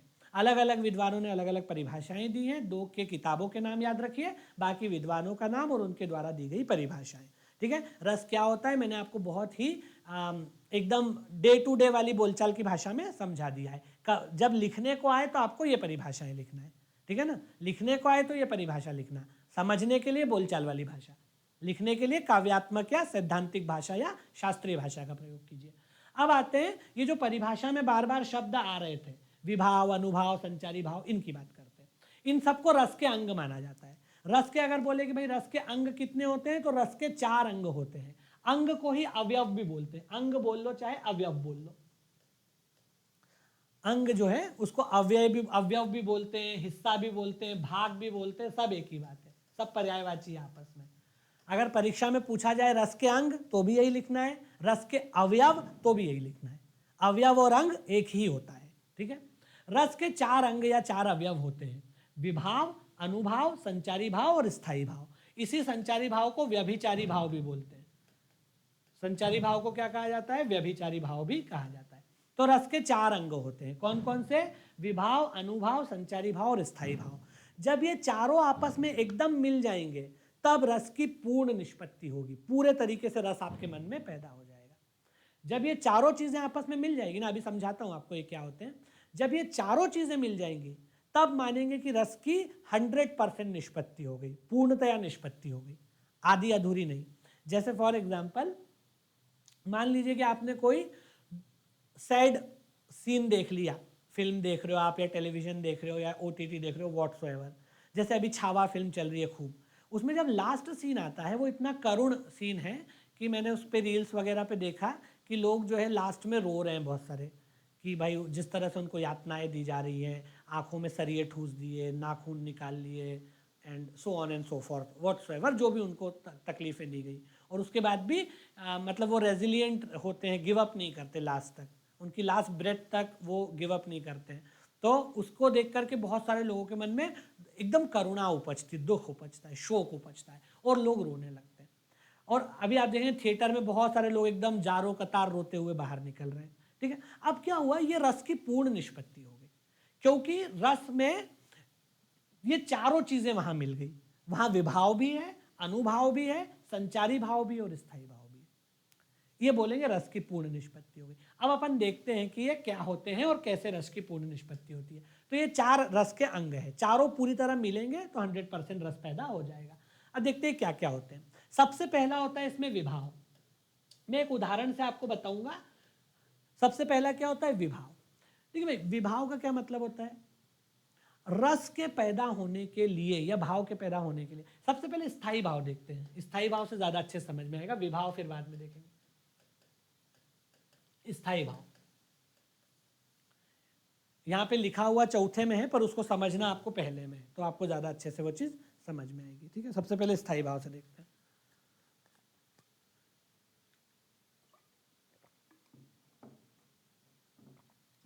स्थायी भाव क्या होता है? नाम से स्पष्ट है। देखो, कोई भी चीज पढ़ना हो ना तो पहले उसके नाम में ही उसका अर्थ छिपा रहता है। अगर आपने नाम में से ही अर्थ निकाल लिया तो आपको रटने की भी जरूरत नहीं पड़ेगी। स्थायी का मतलब क्या होता है? परमानेंट। स्थायी का शाब्दिक अर्थ क्या होता है बेटा? परमानेंट। इसका मतलब है कि ये भाव कैसे हैं? परमानेंट भाव है। पहली बात तो यही हो गई। ठीक है, तो स्थायी भाव मतलब परमानेंट इमोशन। कुछ ऐसे इमोशन होते हैं जो मनुष्य के मन में, मनुष्य के हृदय में हमेशा विद्यमान रहते हैं। बड़े बड़े इमोशन, बड़े मतलब जो स्ट्रॉन्ग इमोशंस होते हैं, स्ट्रॉन्ग इमोशंस होते हैं। यहां पर स्थायी भाव का मतलब परमानेंट और स्ट्रॉन्ग इमोशंस से है। तो कुछ ऐसे इमोशन या ऐसे भाव होते हैं, ऐसे फीलिंग्स होती है जो किसी भी मनुष्य के मन में, आप हो, मैं हूं, दुनिया का कोई भी मनुष्य है, उसके मन में हमेशा रहते हैं, हमेशा विद्यमान रहते हैं स्थायी रूप से। बड़े बड़े थोड़े मेजर स्ट्रॉन्ग जो भाव होते हैं उनको बोलते हैं स्थायी भाव। लेकिन वो हमेशा जागे हुए नहीं रहते, सोए हुए रहते, सुषुप्त अवस्था में रहते हैं या सुप्ता अवस्था में रहते हैं। सुप्ता अवस्था का मतलब सोए रहते हैं। उदाहरण से बताऊंगा तो आपको समझ में आएगा। सोए हुए रहते हैं। जैसे मान लो कि आपके अंदर दुख का भाव भी है, आपके अंदर रोमांस का भाव भी है, आपके अंदर दया का भाव भी है, आपके अंदर देशभक्ति भी है, आपके अंदर भगवान के प्रति भक्ति का भाव भी है, आपके अंदर वात्सल्य का भाव भी है, आपके अंदर गुस्से का भाव भी है, आपके अंदर डर का भाव भी है। सारे भाव आपके अंदर है, लेकिन वो कैसे रहते हैं? छुपे हुए रहते हैं। रहते मन के अंदर ही हैं, हमारे जहन के अंदर ही रहते हैं, लेकिन वो हमेशा सरफेस पे नहीं रहते, सतह पे नहीं रहते, अंदर की परतों में रहते हैं, सोए रहते हैं, सुसुप्त अवस्था में रहते हैं, छुपे हुए रहते हैं। ठीक है, ये मेजर भाव है, बड़े बड़े मेजर भाव। रोमांस, हंसी, दुख, सुख, उत्साह, वीरता या गुस्सा, क्रोध, वात्सल्य, ये बड़े बड़े मेजर भाव है, स्ट्रॉन्ग भाव है। ठीक है, तो ये बड़े बड़े मेजर और स्ट्रॉन्ग भाव है जो मनुष्य के मन में हमेशा विद्यमान रहते हैं, लेकिन सरफेस के अंदर दबे हुए रहते हैं, सतह के नीचे सोए हुए रहते हैं। ठीक है भाई, हम हमेशा तो ऐसा होता है कि हमेशा कोई व्यक्ति गुस्से में रहे, हमेशा तो हम गुस्से में नहीं रहते, हमारे अंदर गुस्सा भरा हुआ है पर हम 24 घंटे तो गुस्से में नहीं रहते। ऐसा होता है कि हमेशा कोई आदमी रोमांटिक फील करे, नहीं, रोमांस आदमी के अंदर है पर 24 घंटे तो नहीं रहता। इसी तरह व्यक्ति के अंदर दुख का भाव भी है, लेकिन कोई भी 24 घंटे दुखी रहता है क्या? नहीं रहता। तो भाव सारे हमारे अंदर है पर सरफेस पे नहीं रहते, अंदर सोए रहते दुख। ठीक है, सुप्त अवस्था में रहते, इनको बोलते हैं स्थायी भाव। अब ये कब सरफेस पे आते हैं? तो इनको कोई ट्रिगर मिलना चाहिए, ट्रिगर मिलेगा तो क्या होगा, ये अंदर से ये भाव सरफेस पे आ जाएंगे। जैसे फॉर एग्जांपल, आप अभी गुस्से में नहीं हो, चुपचाप बैठे हुए मान लो, ठीक है। अब एक बंदा आया, ना आप जानते हो ना पहचानते हो, आपको पकड़ के कॉलर पकड़ के खड़ा किया और 2 चपेट मार दिए, ठीक है। अब ऐसी स्थिति में आपको गुस्सा आ जाएगा। अभी आप गुस्से में नहीं थे, कामली बैठे हुए थे बढ़िया से, लेकिन अगर किसी ने आके आपको 2 चपेट मार दिए तो आपको गुस्सा आना लाजिम है, आ ही जाएगा गुस्सा। ठीक है, तो क्या होगा, ये जो क्रोध का भाव सोया हुआ था वो क्या हो जाएगा, जागृत हो जाएगा। कैसे जागृत होगा? उसको कोई ट्रिगर चाहिए, कोई ट्रिगर चाहिए। अब इस पे डिपेंड करता है कि जिसको पड़ रही है मार वो बंदा कैसा है। अगर वो सिंघम टाइप का बंदा है, दबंग, तो उसको गुस्सा आ जाएगा। अगर वो दब्बू है तो उसको और ज्यादा डर जाएगा, उसके अंदर भय का भाव पैदा हो जाएगा। तो डिपेंड करता है पर्सन टू पर्सन, है ना। अगर कोई दबंग टाइप का आदमी है तो उसको गुस्सा आएगा मार खाने पे। अगर कोई दब्बू है तो वो और ज्यादा डर जाएगा, उसके मन में भय का भाव आएगा, क्रोध नहीं आएगा, फिर भय आ जाएगा उसके मन में। और अगर कोई दबंग है तो क्रोध आएगा, वो डिपेंड करेगा। लेकिन फिर भी भय भी एक भाव है, वो भी सोया था, मतलब सोए हुए अवस्था में था। बंदा डरा हुआ नहीं था, लेकिन जैसे ही उसको पड़ी डर गया कि अरे क्यों मार रहा है, और ना मारे आगे ज्यादा, तो डर गया वो। तो ऐसा होता है। तो ये सभी भाव सोए हुए रहते हैं, जैसे ही उनको ट्रिगर मिलता है वो जाग जाते हैं। ठीक है ना, ऐसा। तो जो हमारे मन में सोए हुए भाव रहते हैं उनको स्थायी भाव बोलते हैं। जैसे ही उसको ट्रिगर मिलता है वो जाग जाते हैं। तो जो ट्रिगर होता है उसको बोलते हैं विभाव। ट्रिगर मतलब जो सोए हुए स्थायी भाव को जगा दे, उसको क्या बोलते हैं, विभाव बोलते हैं। अब इसको अपन कविता के संदर्भ में देखते हैं, बोलचाल में नहीं देखते। जैसे मान लो आप मस्त बैठे हुए हो, फिल्म देख रहे हो, छावा आपके सामने चल रही है। छावा अभी रिसेंट एग्जाम्पल है, इसीलिए उसको लेके चल रहा हूँ। आप मान लो छावा मूवी देख रहे हो, ठीक है, आप आराम से देख रहे थे, ठीक है। अब उसमें मान लो कोई ऐसा दृश्य आया जो बहुत ही अट्रोशियस है, थोड़ा आपको कोई उसको देख करके बुरा लग रहा है। जैसे मान लो आप गुस्से में नहीं थे, लेकिन जब औरंगजेब ने संभाजी महाराज को जैसे मान लो उनके नाखून निकाल लिए, आंखों में सरिये घुसा दिए या बहुत यातनाएं दी, तो आपके मन में क्रोध का भाव पैदा हो गया। ठीक है, तो आपके मन में गुस्सा नहीं था, लेकिन उस दृश्य को देख के आपके मन में गुस्सा पैदा हो गया। तो वो जो दृश्य है वो क्या कहलाएगा, ट्रिगर है।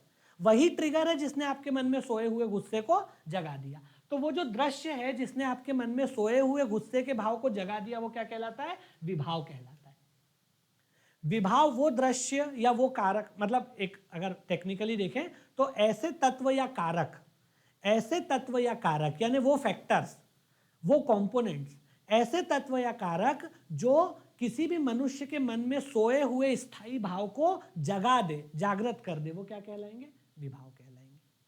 जैसे आप कोई कविता पढ़ते हो, कोई दृश्य देखते हो, आप ऐसे ही बैठे हुए थे, आपने कोई रोमांटिक सॉन्ग सुन लिया तो आपके मन में रोमांस का भाव पैदा हो गया, वैलेंटाइंस डे के हिसाब से। आपने कोई कविता, आपने कोई कपिल शर्मा का शो देख लिया, आप हंसने लगे, तो क्या हो गया, वो विभाव हो गया। विभाव मतलब जो आपके मन में सोए हुए स्थायी भावों को जगा दे जो कारक, वो होता है विभाव। ठीक है, अब विभाव जो है उसके भी 2 चरण होते हैं। एक होता है आलंबन विभाव और दूसरा होता है उद्दीपन विभाव। उद्दीपन विभाव, ठीक है। जैसे इसी उदाहरण को लेते हैं एग्जांपल से। मान लो आपको किसी ने आकर के कॉलर पकड़ के 2 चांटे मारे, आपके अंदर गुस्सा पैदा हो गया, तो वो जो उसने आपको चांटे मारे वो आलंबन विभाव था। मान लो आप थोड़ा सा और उसको, आप खुद भी उस पर पलटवार करने वाले थे, आप भी उसका कॉलर पकड़ने वाले थे, उसको खदेड़ने वाले थे, उससे पहले ही उसने आपको और 3 मार दिए और ले जाके दीवार में खदेड़ दिया। अब क्या होगा, आपका गुस्सा और ज्यादा बढ़ जाएगा और उद्दीप्त हो जाओगे आप। तो विभाव भी 2 प्रकार के होते हैं, आलंबन और उद्दीपन। वो विभाव जो सोए हुए स्थायी भाव को जगा दे, सोते से जगा दे इनिशियली, शुरुआत में, वो क्या होता है, आलंबन विभाव। ठीक है, और वो जागे हुए स्थायी भाव को और भड़काए, वो क्या होता है, उद्दीपन विभाव। उद्दीपन मतलब उद्दीप्त करना, और ज्यादा भड़का देना। और ज्यादा हवा देना, और ज्यादा आग में घी डालना। उद्दीपन का मतलब भाव तो जाग चुका था, सोया हुआ स्थायी भाव तो आलंबन के कारण ही जाग चुका था, लेकिन उद्दीपन ने क्या किया, उसको और भड़का दिया। जैसे आपने छावा फिल्म देख रहे हो, आपने एक दृश्य देखा जिसमें औरंगजेब जो है वो कैद कर लेता है छत्रपति संभाजी महाराज को, और उसके बाद उनकी आंखें निकाल लेता है, सरिये घुसेड़ देता है। अब आपके मन में गुस्सा या जो भी है, करुणा, जो भी भाव पैदा हो रहा है अपनी मनोदशा के हिसाब से हो गया। अगला दृश्य तुरंत बाद वाला दृश्य आता है जब वो उनके नाखून भी खींच लेते हैं। उसके बाद तीसरा दृश्य आता है जब उनकी खाल उधेड़ ली जाती है। चौथा दृश्य आता है जब सर धड़ से कलम कर लिया जाता है। पांचवा दृश्य आता है जब उसको मतलब पूरे गांव में या शहर में घुमाया जाता है। अब क्या हो रहा है, एक भाव जो पैदा हो चुका था आलंबन के प्रभाव में, वो लगातार बढ़ता जा रहा है। वो जो दृश्य आ रहे हैं वो इसी सोए जागे हुए भाव को और अधिक उद्दीप्त कर रहे हैं। तो विभाव भी दो तरह के होते हैं, आलंबन विभाव और उद्दीपन विभाव। जो स्थायी भाव को जगाता है सोते से वो आलंबन विभाव होता है, और जो उसको और फर्दर इंटेंसिफाई करता है और ज्यादा उद्दीप्त करता है वो उद्दीपन विभाव होता है। ऐसे ही कविता में होता है ना। आप कोई कविता पढ़ते हो, जैसे मान लो कि आप रामचरितमानस में एक दृश्य पढ़े हो जहाँ राम को वनवास हो रहा है, तो शुरुआत में आप दुखी नहीं होते, पहले आप खुश, फिर जैसे ही दृश्य आता है आप दुखी होते हो। फिर जैसे जैसे वो कहानी आगे बढ़ती है, जहाँ माताएं और दशरथ की डेथ हो जाती है, उसके बाद फिर कौशल्या को, ये इसको कैकेयी को पश्चाताप होता है, फिर भरत आते हैं सीन में, फिर भरत बहुत रोते हैं, दुख मनाते हैं, फिर चित्रकूट में प्रभु को लेने जाते हैं, तो वो दुख और ज़्यादा बढ़ता जाता है लगातार वो पूरा दृश्य देख के। तो वो सब उद्दीपन है, ठीक है ना। ऐसा तो ये दो प्रकार के होते हैं, आलंबन और उद्दीपन। उसके बाद क्या होगा, उसके बाद क्या होगा, उसके बाद आएगा अनुभाव। स्थायी भाव जागृत हो गया विभाव के प्रभाव में। स्थायी भाव पहले मन में सोया हुआ था, आप आराम से कामली कंपोजली बैठे हुए थे, आप आराम से अपने मतलब खुश थे, कोई दिक्कत नहीं है। आपने कोई दृश्य देखा, कोई सीन देखा, और आपके मन में एक पर्टिकुलर भाव पैदा हो गया, और कुछ ऐसी घटनाएं घटी और कुछ सीन आया, वही जागा हुआ भाव और ज्यादा उद्दीप्त हो गया।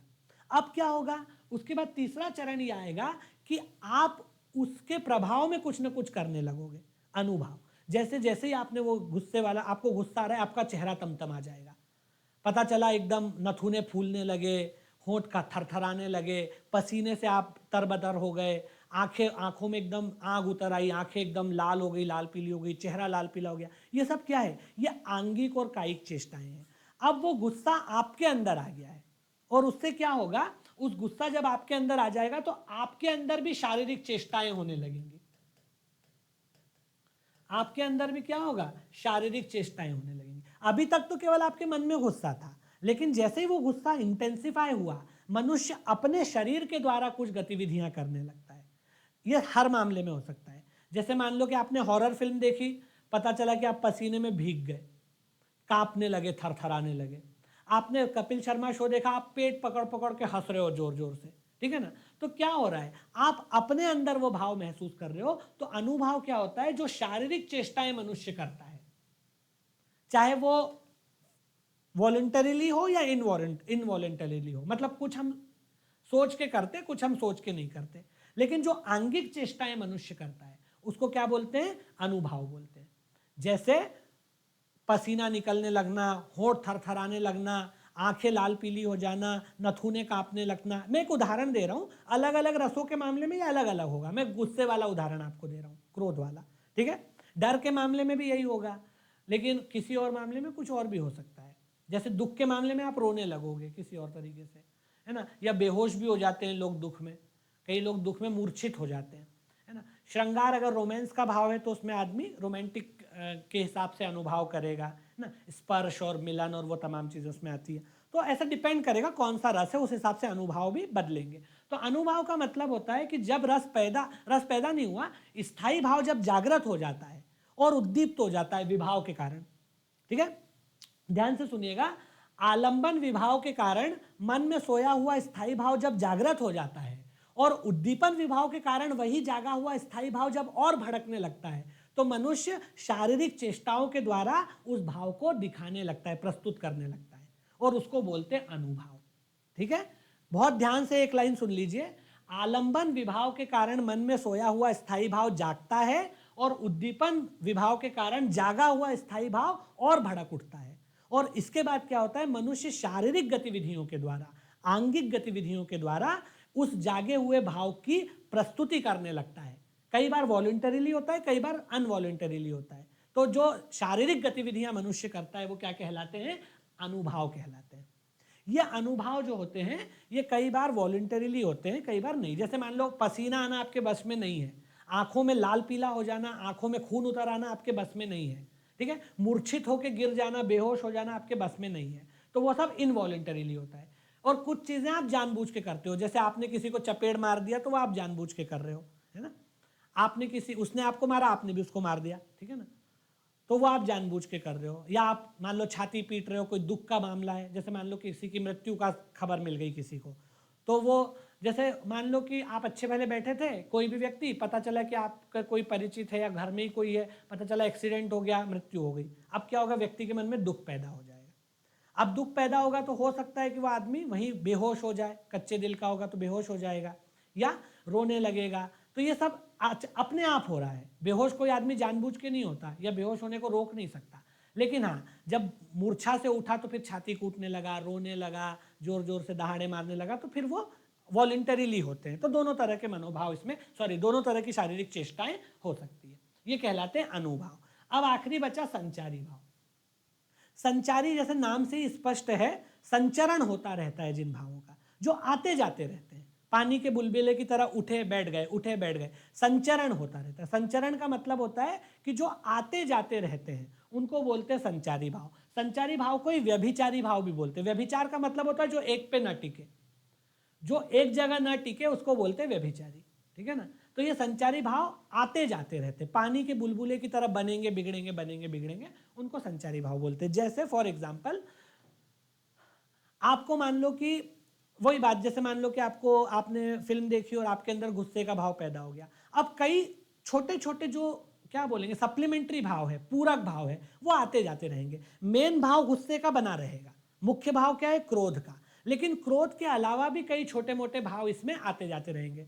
जैसे मान लो कि गुस्से के साथ ही दुख का भाव आ गया कि यार कितनी यातना दी जा रही है। मुख्य भाव गुस्से का है, लेकिन बीच में दुख भी हो रहा है कि यार इतनी यातना दी जा रही है व्यक्ति को, कितना गलत हो रहा है, ठीक है। तो एक वो संचारी की तरह से आ गया, ठीक है। मान लो कि कुछ और भाव आपके मन में आ गया, जैसे आपके मन में देशभक्ति का भाव भी आ गया कि यार कितने तकलीफें हमारे पूर्वजों ने या हमारे जो भी पुराने लोग रहे उन्होंने कितनी तकलीफें सही है देश के लिए, तो देशभक्ति का भाव भी आ गया। मुख्य भाव गुस्सा ही है, लेकिन बीच में और कई भाव आते जा रहे हैं, तो वो क्या कहलाते हैं, संचारी भाव। जो पूरक भाव होते हैं, छोटे छोटे माइनर भाव जो बीच में आते जाते रहते हैं। जैसे दुख, जैसे मान लो कि कोई स्त्री है, उसके पति की मृत्यु हो गई फॉर एग्जाम्पल, तो मुख्य भाव तो दुख का है, मुख्य भाव क्या है, दुख का है, लेकिन बीच में विरह श्रृंगार भी आएगा कि अपने पति से बिछड़ने का जो दुख है। मुख्य भाव तो दुख का है, लेकिन वियोग का भाव भी आएगा उसके मन में कि वो अपने पति से बिछड़ गई है। तो जो स्त्री पुरुष का जो प्रेम है, जो सांसारिक प्रेम है, वो अब उसके जीवन में उसकी वंचना आ गई है। तो मुख्य भाव तो दुख का है, लेकिन रोमांटिक में जो विरह श्रृंगार है वो भी बीच में आ जाएगा, ऐसा रहता है। तो मुख्य भाव के अतिरिक्त जो गौण भाव बीच बीच में आते रहते हैं उनको संचारी भाव बोलते हैं, ठीक है। तो आपको ये चारों की मतलब समझ में आ गया होगा। अब रस की बात समझिए। रस की पूर्ण निष्पत्ति कब होगी, जब ये चारों मिल जाएंगे। अब आप बिल्कुल ध्यान से समझिए, रस की पूर्ण निष्पत्ति कब होगी, जब चारों मिल जाएंगे। चारों अंग जब मनुष्य का शरीर कब पूरा होता है, जब उसके सभी अंग हो। अगर एक भी अंग नहीं बना तो बोलेंगे कि भाई ये व्यक्ति पूरा नहीं है, पूर्ण नहीं है। जब आपके शरीर के पूरे अंग बन जाते हैं तो पूर्ण मनुष्य बनता है। उसी तरह जब रस के चारों अंग मिल जाते हैं तो रस की पूर्ण निष्पत्ति होती है, संपूर्ण निष्पत्ति होती है। चारों अंग कैसे मिलेंगे, विभाव आया, विभाव में भी पहले कौन सा आएगा बेटा, आलंबन विभाव आएगा। आलंबन विभाव ने क्या किया, मन में सोए हुए स्थायी भाव को जागृत कर दिया। हृदय में जो सोया हुआ स्थायी भाव था उसको जागृत कर दिया। वो कोई भी हो सकता है, कोई भी भाव हो सकता है, डिपेंड करेगा, ठीक है। तो आलंबन विभाव आया, उसने मन में सोए हुए स्थायी भाव को जागृत कर दिया, स्थायी भाव जाग गया। फिर क्या आया, उद्दीपन विभाव आया। उद्दीपन विभाव ने क्या किया, इस जागे हुए स्थायी भाव को और भड़का दिया। जैसे ही भड़काया, शारीरिक चेष्टाओं के द्वारा उसकी प्रस्फुटन होने लगा, उसका प्रकटीकरण होने लगा। जैसे ही उद्दीपन विभाव ने स्थायी भाव को और भड़का दिया, अनुभावों के द्वारा, शारीरिक चेष्टाओं के द्वारा, आंगिक चेष्टाओं के द्वारा, आंगिक शारीरिक गतिविधियों के द्वारा क्या हुआ, उस भाव का प्रकटीकरण होने लगा और बीच बीच में कई भाव आने जाने लगे। तो इस तरह से रस की पूर्ण निष्पत्ति हो गई। उदाहरण बताता हूं। मान लीजिए कि आपने फिल्म देखी, आपके मन में जैसे ही वो दृश्य आया, अगर आप लोगों ने छावा देखी हो, वरना देख लेना, मैं तो वैसे प्रमोट नहीं कर रहा हूं उसको, पर एक उदाहरण, क्योंकि वो समसामयिक उदाहरण है तो वही लेके चल रहा हूं, ठीक है। जैसे ही वो दृश्य आया, आपके मन में क्या हुआ, क्रोध का भाव पैदा हुआ। वो दृश्य क्या है, आलंबन विभाव है। एक दृश्य जिसमें बहुत यातनाएं दी जा रही हैं किसी व्यक्ति को अकारण ही, तो वो क्या है, एक आलंबन विभाव है, ठीक है। जैसे जैसे यातनाएं बढ़ती जाती, अब उसने क्या किया, आपके मन में सोए हुए क्रोध के भाव को जगा दिया। पहले आप बढ़िया बैठे हुए थे, कोई दिक्कत नहीं थी आपको, क्योंकि क्रोध का भाव सोया हुआ था। जैसे ही सीन आया, आपके मन में क्रोध का भाव जाग गया, अरे यार बहुत गलत कर रहा है ये, ऐसा नहीं करना चाहिए, ठीक है, क्यों कर रहा है। जैसे जैसे यातनाएं बढ़ने लगी उस दृश्य में, उद्दीपन का काम हुआ। फिर क्या हुआ, ये क्रोध और बढ़ने लगा और एक पॉइंट पे पहुंच करके वो क्रोध आपके मन में इतना बैठ गया कि आप उससे एकाकार हो गए, आपका तादात्म्य बन गया उसके साथ। तादात्म्य मतलब आपके मन में ही वो भाव पैदा हो गया। अब आप ही की, आपको ऐसा लग रहा है कि मैं ही संभाजी हूं या मैं ही उनका कोई परिचित हूं या कोई परिजन हूं। आपकी आंखों में खून उतर आया, पसीने में आप नहा लिए, नथुने फड़फड़ाने लगे, लाल पीले हो गए, ठीक है। ये क्या हो गया, ये आपने अनुभवों के जरिए बता दिया और पता चला आप उठ के एकदम खड़े भी हो गए थिएटर के अंदर ही और हर हर महादेव के नारे लगाने लगे या जय भवानी के नारे लगाने लगे। ये क्या है, ये सब अनुभव है। फिर आप थोड़ी देर बाद बैठ जाएंगे, फिर इसी के साथ और भी भाव आएंगे, देशभक्ति का भाव आएगा, दुख भी होगा कि अरे यार, मुख्य भाव क्रोध ही है पर थोड़ा दुख भी होगा, थोड़ा देशभक्ति का भाव भी आएगा, वो तमाम भाव आएंगे कुछ, तो वो सब जो है संचारी की तरह आने लगेंगे। अब ये जब चारों भाव मिल गए तो क्या हो गया, रस की पूर्ण निष्पत्ति। आप उस बिंदु तक पहुंच गए जिस बिंदु तक वो फिल्म मेकर था।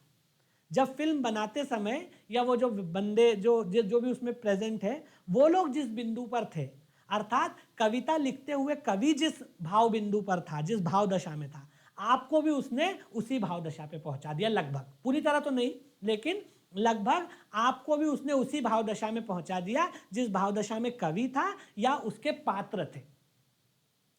तो जिस दशा में कवि था या उसके पात्र थे, आपको भी उसने उसी भाव दशा में पहुंचा दिया, तो रस की संपूर्ण निष्पत्ति होगी।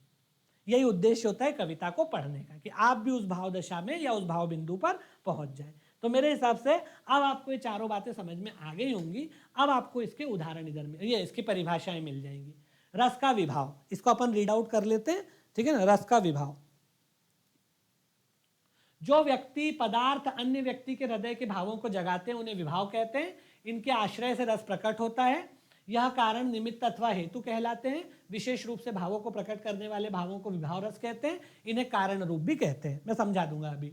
स्थायी भाव के प्रकट होने का मुख्य कारण आलंबन विभाव होता है। इसी की वजह से रस की स्थिति होती है और जब प्रकट हुए स्थायी भावों को और ज्यादा प्रबुद्ध, उद्दीप्त या उत्तेजित करने वाले कारणों को उद्दीपन विभाव कहते हैं, ठीक है। वही बात जो मैंने आपको बताई। रस के विभाव दो तरह के होते हैं, आलंबन और उद्दीपन। आलंबन मतलब जो स्थायी भाव को जागृत कर दे और उद्दीपन मतलब जो उसको और ज्यादा भड़का दे और उद्दीप्त या उत्तेजित कर दे। वही यहाँ पे शास्त्रीय भाषा में लिखा है जो मैंने आपको सरल भाषा में बताया है, ठीक है। अब ये जो विभाव होते हैं, ये विभाव कुछ भी हो सकता है, इट कैन बी एनीथिंग ना। कोई बंदा भी हो सकता है, कोई दृश्य भी हो सकता है,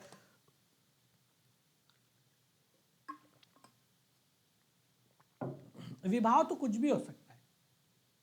कोई व्यक्ति भी हो सकता है विभाव, कोई ने आके आपको चापड़ मार दिया, वही विभाव बन गया। कोई सूचना हो सकती है, आपको किसी ने आके सूचना दी कि यार तुम्हारे घर में उसका एक्सीडेंट हो गया, खत्म हो गया, वो भी विभाव हो सकता है, ठीक है। कोई सूचना हो सकती है, कोई दृश्य हो सकता है, कोई व्यक्ति हो सकता है, व्यक्ति की हरकतें हो सकती है, इवन मौसम हो सकता है।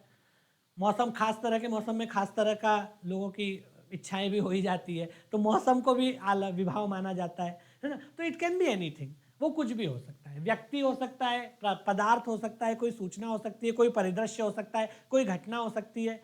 किसी भी वजह से अगर मन में सोए हुए स्थायी भाव जागृत हो जाए, वो व्यक्ति हो, घटना हो, परिस्थिति हो, सूचना हो, परिदृश्य हो, मौसम हो, कुछ भी हो, अगर वो कारक मन में सोए हुए स्थायी भाव को जगा रहा है तो वह आलंबन विभाव कहलाएगा, ठीक है। और जो कारक उसको उद्दीप्त कर रहा है वो भी कुछ भी हो सकता है। व्यक्ति हो सकता है, उसकी हरकतें हो सकती है, कोई मौसम हो सकता है, कोई परिघटना हो सकती है, कोई सूचना हो सकती है, कैन बी एनीथिंग। अगर वो उसी जागे हुए भाव को और भड़काए तो वो उद्दीपन, ठीक है। जो विभाव होता है क्योंकि वो रस का कारण होता है। भाई कारण वही है, उसी कारण तो रस जागृत हो रहा है ना, मूल चीज वही है। अगर आप वो दृश्य ही नहीं देखते तो गुस्सा पैदा ही नहीं होता। अगर आपको कोई दो चपेट नहीं मारता तो गुस्सा पैदा ही नहीं होता। अगर आपको सूचना ही ना मिलती, गलत किसी के मृत्यु की सूचना ना मिलती तो दुख पैदा ही नहीं होता। अगर आप अपने प्रेमी या प्रेमिका को देखते नहीं तो मन में रोमांस पैदा ही नहीं होता। तो रस के पैदा होने का मूल कारण विभाव होता है। इसीलिए इसको इसीलिए इसको क्या बोलते हैं, कारण रूप भी बोलते हैं, क्योंकि शुरुआत यहीं से होती है रस की। अगर ये कारण ही ना हो तो अगर विभाव ही ना हो तो स्थायी भाव पैदा ही नहीं होगा, और स्थायी भाव जागेगा ही नहीं तो बात खत्म हो जाएगी, वहीं खत्म हो जाएगी, रस पैदा ही नहीं होगा। इस रस तो तभी ना पैदा होगा जब स्थायी भाव जागृत होगा। तो इसीलिए जो विभाव है उसको कारण रूप भी बोलते हैं, क्योंकि रस की निष्पत्ति का मूल कारण यही होता है। ठीक है, इसको निमित्त या हेतु भी बोलते हैं। निमित्त या हेतु का मतलब होता है कारण। निमित्त या हेतु का मतलब भी कारण ही होता है। ये सब शब्द याद रखना। मान लो पूछ ले निमित्त किसको बोलते हैं, हेतु किसको बोलते हैं, तो आपको कंसेप्ट तो क्लियर है, शब्द नहीं पता है तो आपका कंसेप्ट जीरो हो जाएगा। तो ये शब्द याद रखिएगा। निमित्त या हेतु का मतलब भी कारण ही होता है। संस्कृत में कारण को निमित्त या हेतु भी बोला जाता है। ठीक है ना, बोलते ना कि हमारे यहाँ 10 तरह की भक्तियाँ मानी गई है, 9 मानी गई थी, फिर बाद में एक और जुड़ गई। नवधा भक्ति का कंसेप्ट हमारे यहाँ चलता है। जब आप भक्ति काल पढ़ते हैं साहित्य में तो भक्ति के 9 रूप बताए गए हैं, जिसको नवधा भक्ति कहा गया। बाद में फिर भारतेंदु के समय एक और उसमें जुड़ा, तो 10 तरीके हो गए भक्ति के। स्वदेशानुराग समन्वित भक्ति, ये 10वां रूप है। तो उनमें से जो 9 रूप हैं भक्ति के, या बाद में 10 रूप हो गए भक्ति के, उनमें एक भक्तु की होती है हेतु की भक्ति, और एक भक्ति होती है अहेतु की भक्ति। ठीक है ना, हेतु का मतलब होता है कारण। जो व्यक्ति किसी जो भक्ति किसी कारण से की जाए उसको बोलते हैं हेतु की भक्ति। जैसे आप परीक्षा पास होने के लिए भगवान की भक्ति कर रहे हो, ये भगवान मुझे पास करवा दे प्लीज़, मैं उपवास रखूंगा, मिठाई चढ़ाऊंगा, and so on and so forth, दर्शन करने आऊँगा, नारियल फोड़ूंगा। अगर आप किसी का पास होने के लिए भक्ति कर रहे हो, या आप इसलिए भक्ति कर रहे हो कि हे भगवान मेरा प्रपोजल एक्सेप्ट हो जाए, रिप्लाई आ जाए, या ब्लू टिक ही हो जाए, तो उसलिए आप कर रहे हो, तो ये क्या, ये हेतु की भक्ति है। आप किसी कारण से भक्ति कर रहे हो। और अगर आप किसी कारण से भक्ति नहीं कर रहे तो वो अहेतु की भक्ति कहलाती है। जैसे आप वैसे ही भगवान की भक्ति कर रहे हो, कोई इच्छा नहीं है मन में, वैसे ही आपको अच्छा लगता है। ठीक है, ईश्वर में मन रमता है, मन, तो आपको कोई इच्छा नहीं है कि भगवान मुझे पास कर देना, या पैसा दे देना, या गर्लफ्रेंड दे देना, या ऐसा कुछ नहीं है, आप वैसे ही भक्ति कर रहे हो, तो वो अहेतु की भक्ति कहलाती है। हेतु का मतलब होता है कारण। ठीक है ना, और निमित्त का मतलब भी होता है कारण। बोलते ना ये तो हम तो बस निमित्त मात्र हैं, है ना, ऐसा। तो ये दोनों का मतलब कारण होता है। तो विभाव को निमित्त या हेतु भी बोलते हैं। अब आपको हमेशा याद रहेगा हेतु क्या होता है। ठीक है ना, तो वही मैंने आपको बता दिया, आलंबन और उद्दीपन। अच्छा, इसमें एक और शब्द चलता है, 2 शब्द और चलते हैं। एक चलता है आश्रय और एक चलता है विषय। ये भी मैं आपको यहीं बता देता हूँ, आगे स्लाइड में ये आएगा कहीं ना कहीं। आश्रय और विषय, ये क्या शब्द होते हैं? देखिए, आश्रय का क्या मतलब होता है, जिसके मन में भाव पैदा हो रहे हैं ना, वो आश्रय है। जैसे मेरे मन में गुस्से का भाव पैदा हो रहा है या प्रेम का भाव पैदा हो रहा है, तो जिसके मन में भाव पैदा होता है वो उसको बोलते हैं आश्रय। सब्जेक्ट, जिसको इंग्लिश में सब्जेक्ट बोला जाता है। ठीक है ना, तो इंग्लिश में इसको सब्जेक्ट बोलते हैं। जिसकी वजह से भाव, जिसके मन में भाव पैदा होते हैं, तो वह आश्रय कहलाता है। जैसे फिल्म मैंने देखी, मेरे मन में गुस्से का भाव पैदा हुआ। रोमांटिक सॉन्ग मैंने सुना, मेरे मन में रोमांस का भाव पैदा हुआ। देशभक्ति का गाना मैंने सुना, मेरे मन में देशभक्ति जाग गई, तो मैं आश्रय हो गया। तो जिसके मन में भाव पैदा होता है कविता पढ़ने के बाद या कविता सुनने के बाद, हम कविता के मामले में बात कर रहे हैं रस की, तो कविता पढ़ने या सुनने के बाद जिस व्यक्ति के, जिस मनुष्य के मन में भाव पैदा होता है, जिसके मन में रस की निष्पत्ति होती है, उसको आश्रय बोलते हैं। ठीक है ना, उसको सहृदय भी बोलते हैं। सहृदय मतलब जिसके हृदय में रस की निष्पत्ति हुई। ठीक है, तो आश्रय या सहृदय, ये दोनों शब्द आते हैं। आश्रय या सहृदय का मतलब होता है वो व्यक्ति जिसके मन में रस की निष्पत्ति हो रही है। जैसे मैंने कोई फिल्म देखी, मेरे मन में भाव पैदा हुआ, तो मैं आश्रय हूं या मैं सहृदय हूं। ठीक है, और विषय, विषय मतलब जिसको देख के पैदा हुई, जिसको देख करके रस की निष्पत्ति होती है, जो रस की निष्पत्ति का कारण है, वो विषय कहलाता है।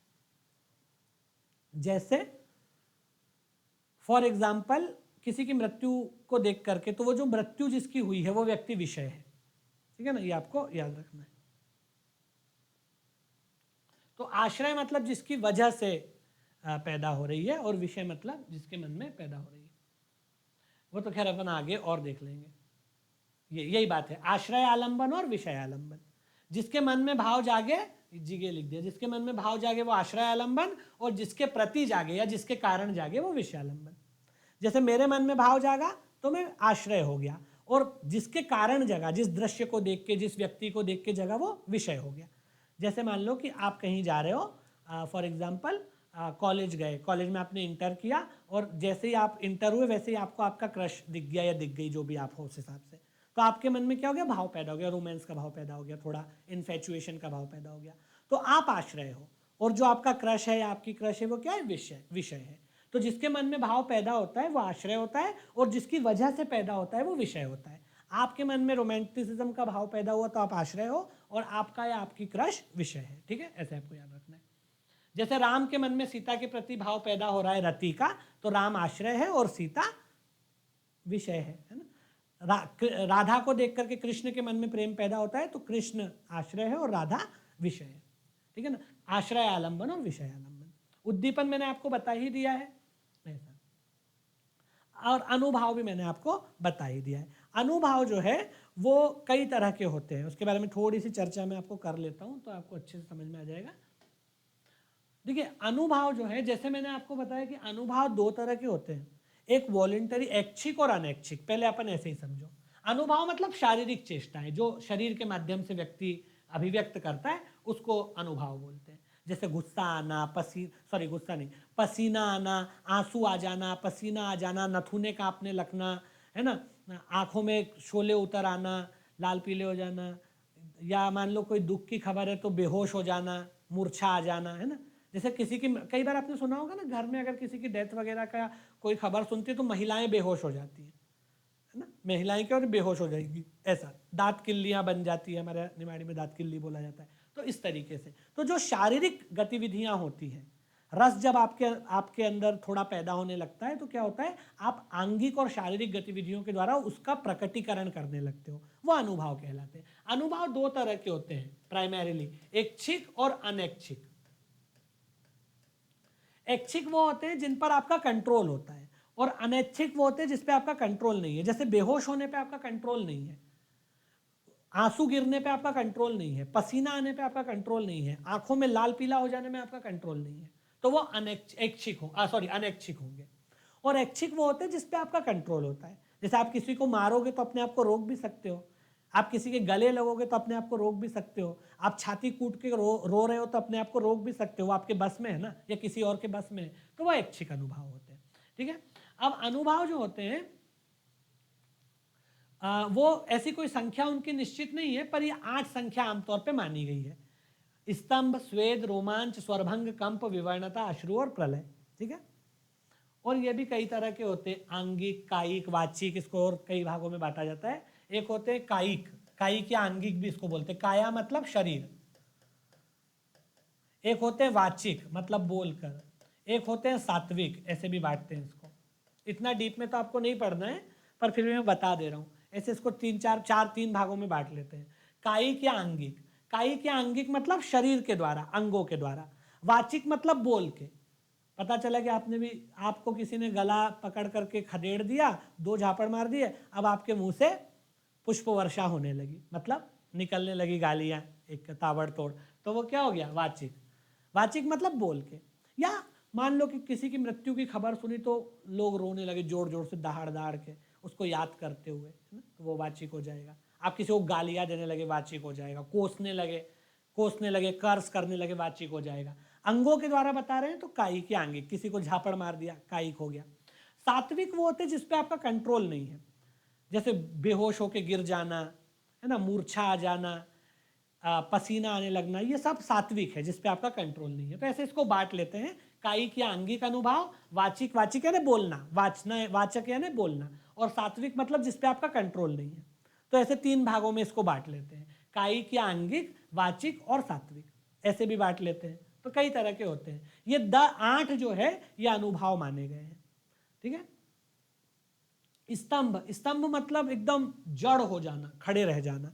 स्तंभन समझते हो ना, स्तंभ का मतलब एकदम जिसको बोलेंगे कि जड़वत रह जा, बोलते ना, एकदम सांप सूंघ जाना जिसको बोलते हैं। स्तंभ मतलब स्तंभ की तरह खड़े रह जाना। स्तंभ का मतलब होता है खंबा, पिलर, एकदम सांप सूंघ जाना, जड़वत खड़े रह जाना कोई खबर सुन के, उसको बोलते स्तंभन। उसके बाद श्वेत, श्वेत मतलब पसीना, स्वेट बोलते ना इंग्लिश में, श्वेत का मतलब पसीना आना। रोमांच, रोमांच मतलब आप जानते हो रोंगटे खड़े हो जाना, एकदम रोमांच हो जाना। स्वरभंग, स्वरभंग मतलब आवाज नहीं निकलना, गला रुंध जाना बोलते ना, एकदम गला एकदम ब्लॉक हो जाना। बहुत बार ऐसा होता है डर के मारे, दुख के मारे, खासतौर पे दुख के मारे गला रुंध जाता है, आवाज ही नहीं निकलती। सदमा लगता है ना जब किसी को, तो एकदम गले से आवाज ही नहीं निकलती, उसको बोलते स्वरभंग होना। कंपन मतलब कांपने लगना। विवर्णता मतलब रंग उड़ जाना, वर्ण मतलब रंग और विवर्ण मतलब रंग उड़ जाना, रंग फाकता होना। अश्रु मतलब आंसू आने लगना।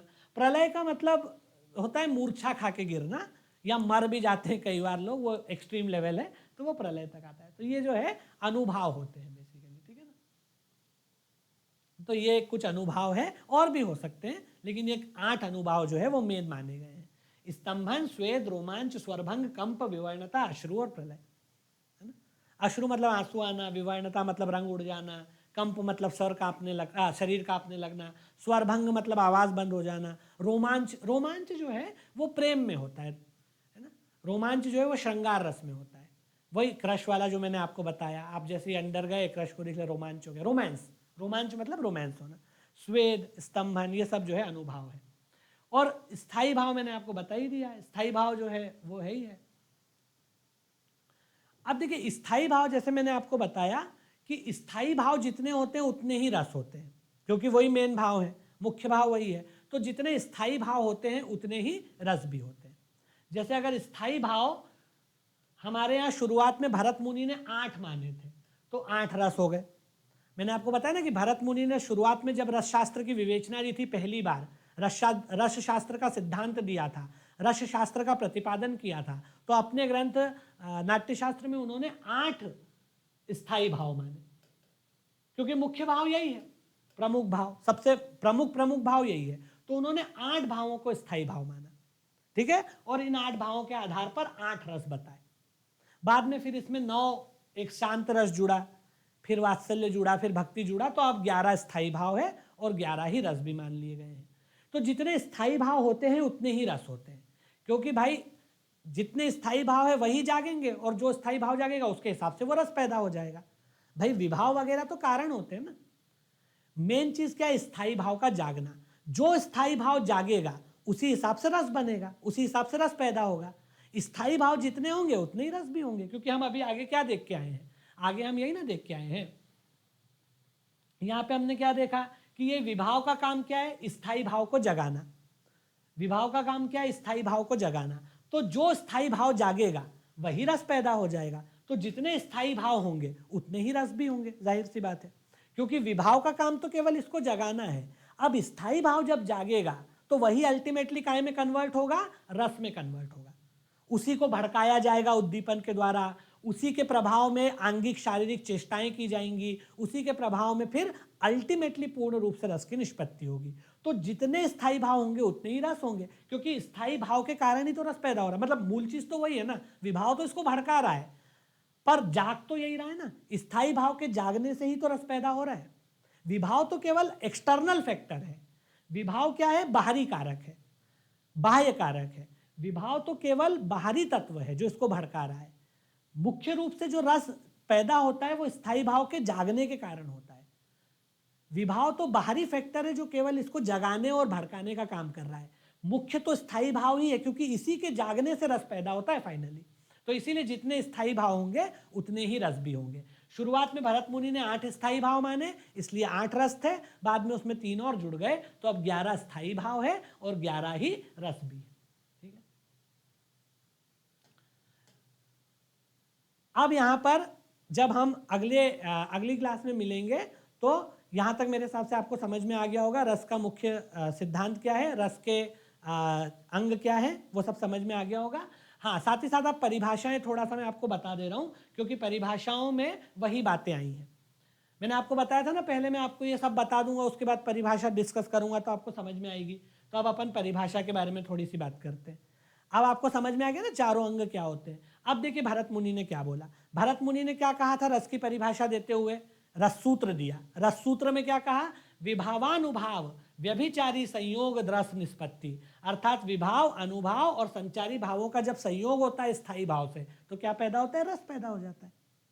अब आपको समझ में आ गया होगा, जब सभी मिलेंगे तो रस की निष्पत्ति होगी, रस पैदा हो जाएगा। निष्पत्ति मतलब फाइनली पैदा होना रस, निष्पत्ति मतलब रस का पूर्ण रूप में पैदा हो जाना।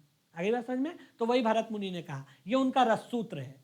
जब विभाव, अनुभाव और संचारी भावों का संयोग हो जाता है स्थायी भाव से तो क्या होता है? रस की निष्पत्ति होती है। यही हमने देखा, यही बात बाकी सब में भी कही गई है। ठीक है, धनंजय ने भी यही बोला। धनंजय आचार्य ने क्या बोला?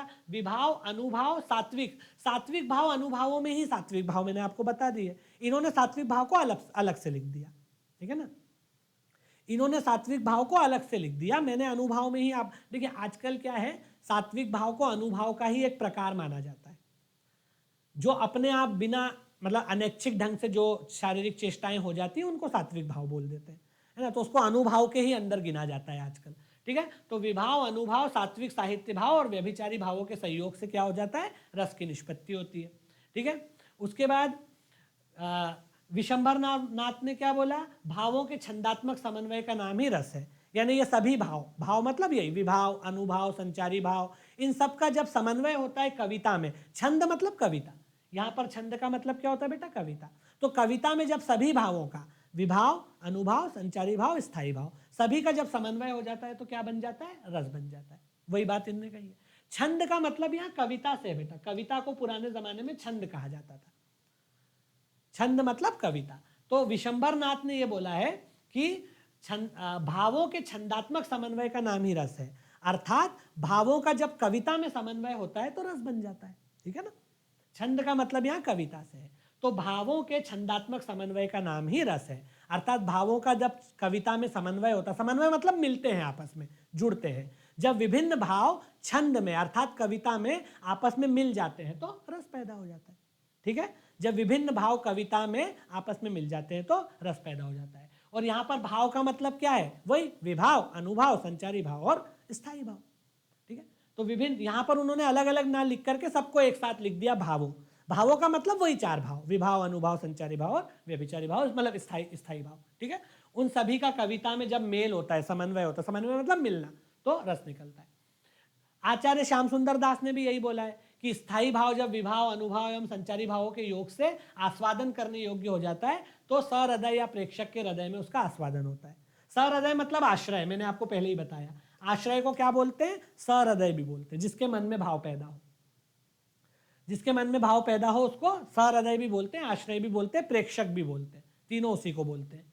तो स्थायी भाव जब विभाव, अनुभाव एवं संचारी भावों के योग से आस्वादन करने योग्य हो जाता है तो सहृदय के हृदय में या प्रेक्षक के हृदय में उसका आस्वादन होता है। आस्वादन मतलब वो भाव उसके मन में पैदा हो जाता है, पूरी तरह वो उसको फील कर पाता है। आस्वादन का मतलब होता है पूरी तरह अनुभूत करना, पूर्णतः अनुभूति होना। ठीक है, यहां पर आस्वादन का मतलब क्या है? पूर्ण अनुभूति होना, पूरी तरह स्वाद ले लेना उसका, पूरी तरह अनुभूति होना। तो जब ये सभी भाव आपस में मिलते हैं तो जो आश्रय होता है, सहृदय होता है या प्रेक्षक भी उसी को बोलते हैं, उसके मन में पूर्णतः उस भाव की अनुभूति पैदा हो जाती है।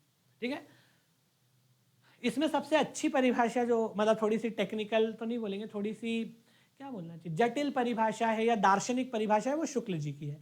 शुक्ल जी ने यानी आचार्य रामचंद्र शुक्ल ने कहा है कि जिस तरह आत्मा की मुक्तावस्था ज्ञान दशा कहलाती है उसी तरह हृदय की मुक्तावस्था रस दशा कहलाती है। ये थोड़ी सी दार्शनिक परिभाषा है, आप इसको रट लो, भले ही आपको समझ में ना भी आए तो, और मान लो शुक्ल जी के अनुसार परिभाषा लिखने को आए तो ऐसा लिख देना, जिस तरह या जिस भांति, भांति मतलब तरह, प्रकार, भांति बोल लो, प्रकार बोल लो, तरह बोल लो, एक ही बात है। जिस भांति या जिस प्रकार या जिस तरह आत्मा की मुक्तावस्था ज्ञान दशा है वैसे ही हृदय की मुक्तावस्था रस दशा है। ये थोड़ी दार्शनिक परिभाषा है, इसको समझने की जरूरत नहीं है, पर फिर भी मैं आपको थोड़ा सा शॉर्ट में बता देता हूँ। आत्मा की मुक्तावस्था ज्ञान दशा, इसका मतलब क्या होता है? इसका मतलब होता है कि जब मनुष्य को ज्ञान प्राप्त होता है तो उसकी आत्मा मुक्त हो जाती है ना। हमारे यहाँ बोला ही गया है कि ज्ञान मार्ग से व्यक्ति को मोक्ष मिल जाता है, मुक्ति मिल जाती है। तो जिस प्रकार मनुष्य के हृदय में ज्ञान जागृत होते ही उसको मुक्ति मिल जाती है, मोक्ष मिल जाता है।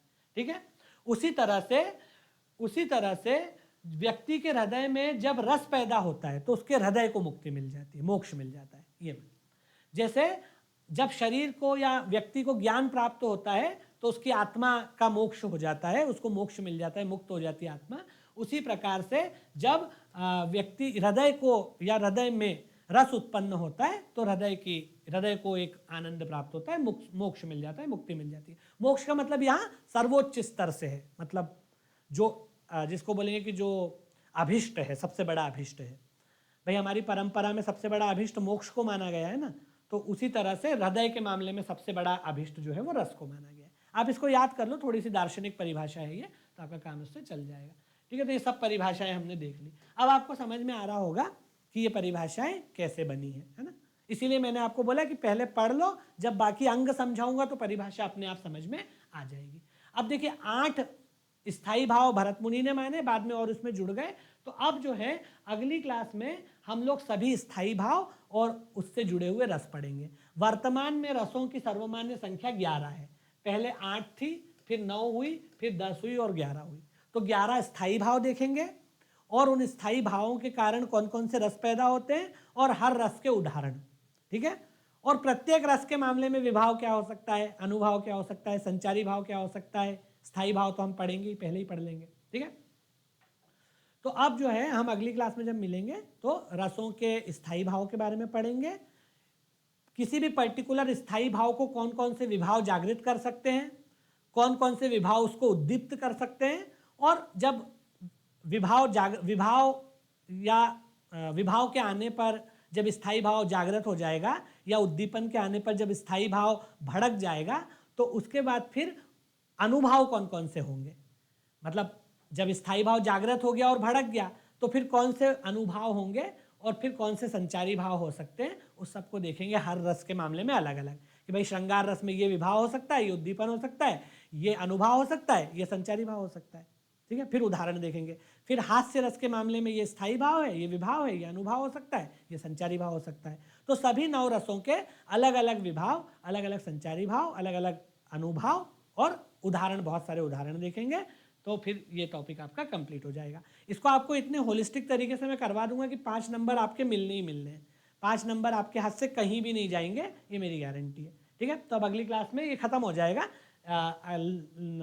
नेक्स्ट क्लास में इसके हम उदाहरण और अलग अलग रसों को समझ लेंगे। ठीक है, तो आज की क्लास को यहीं पर ख़त्म करते हैं।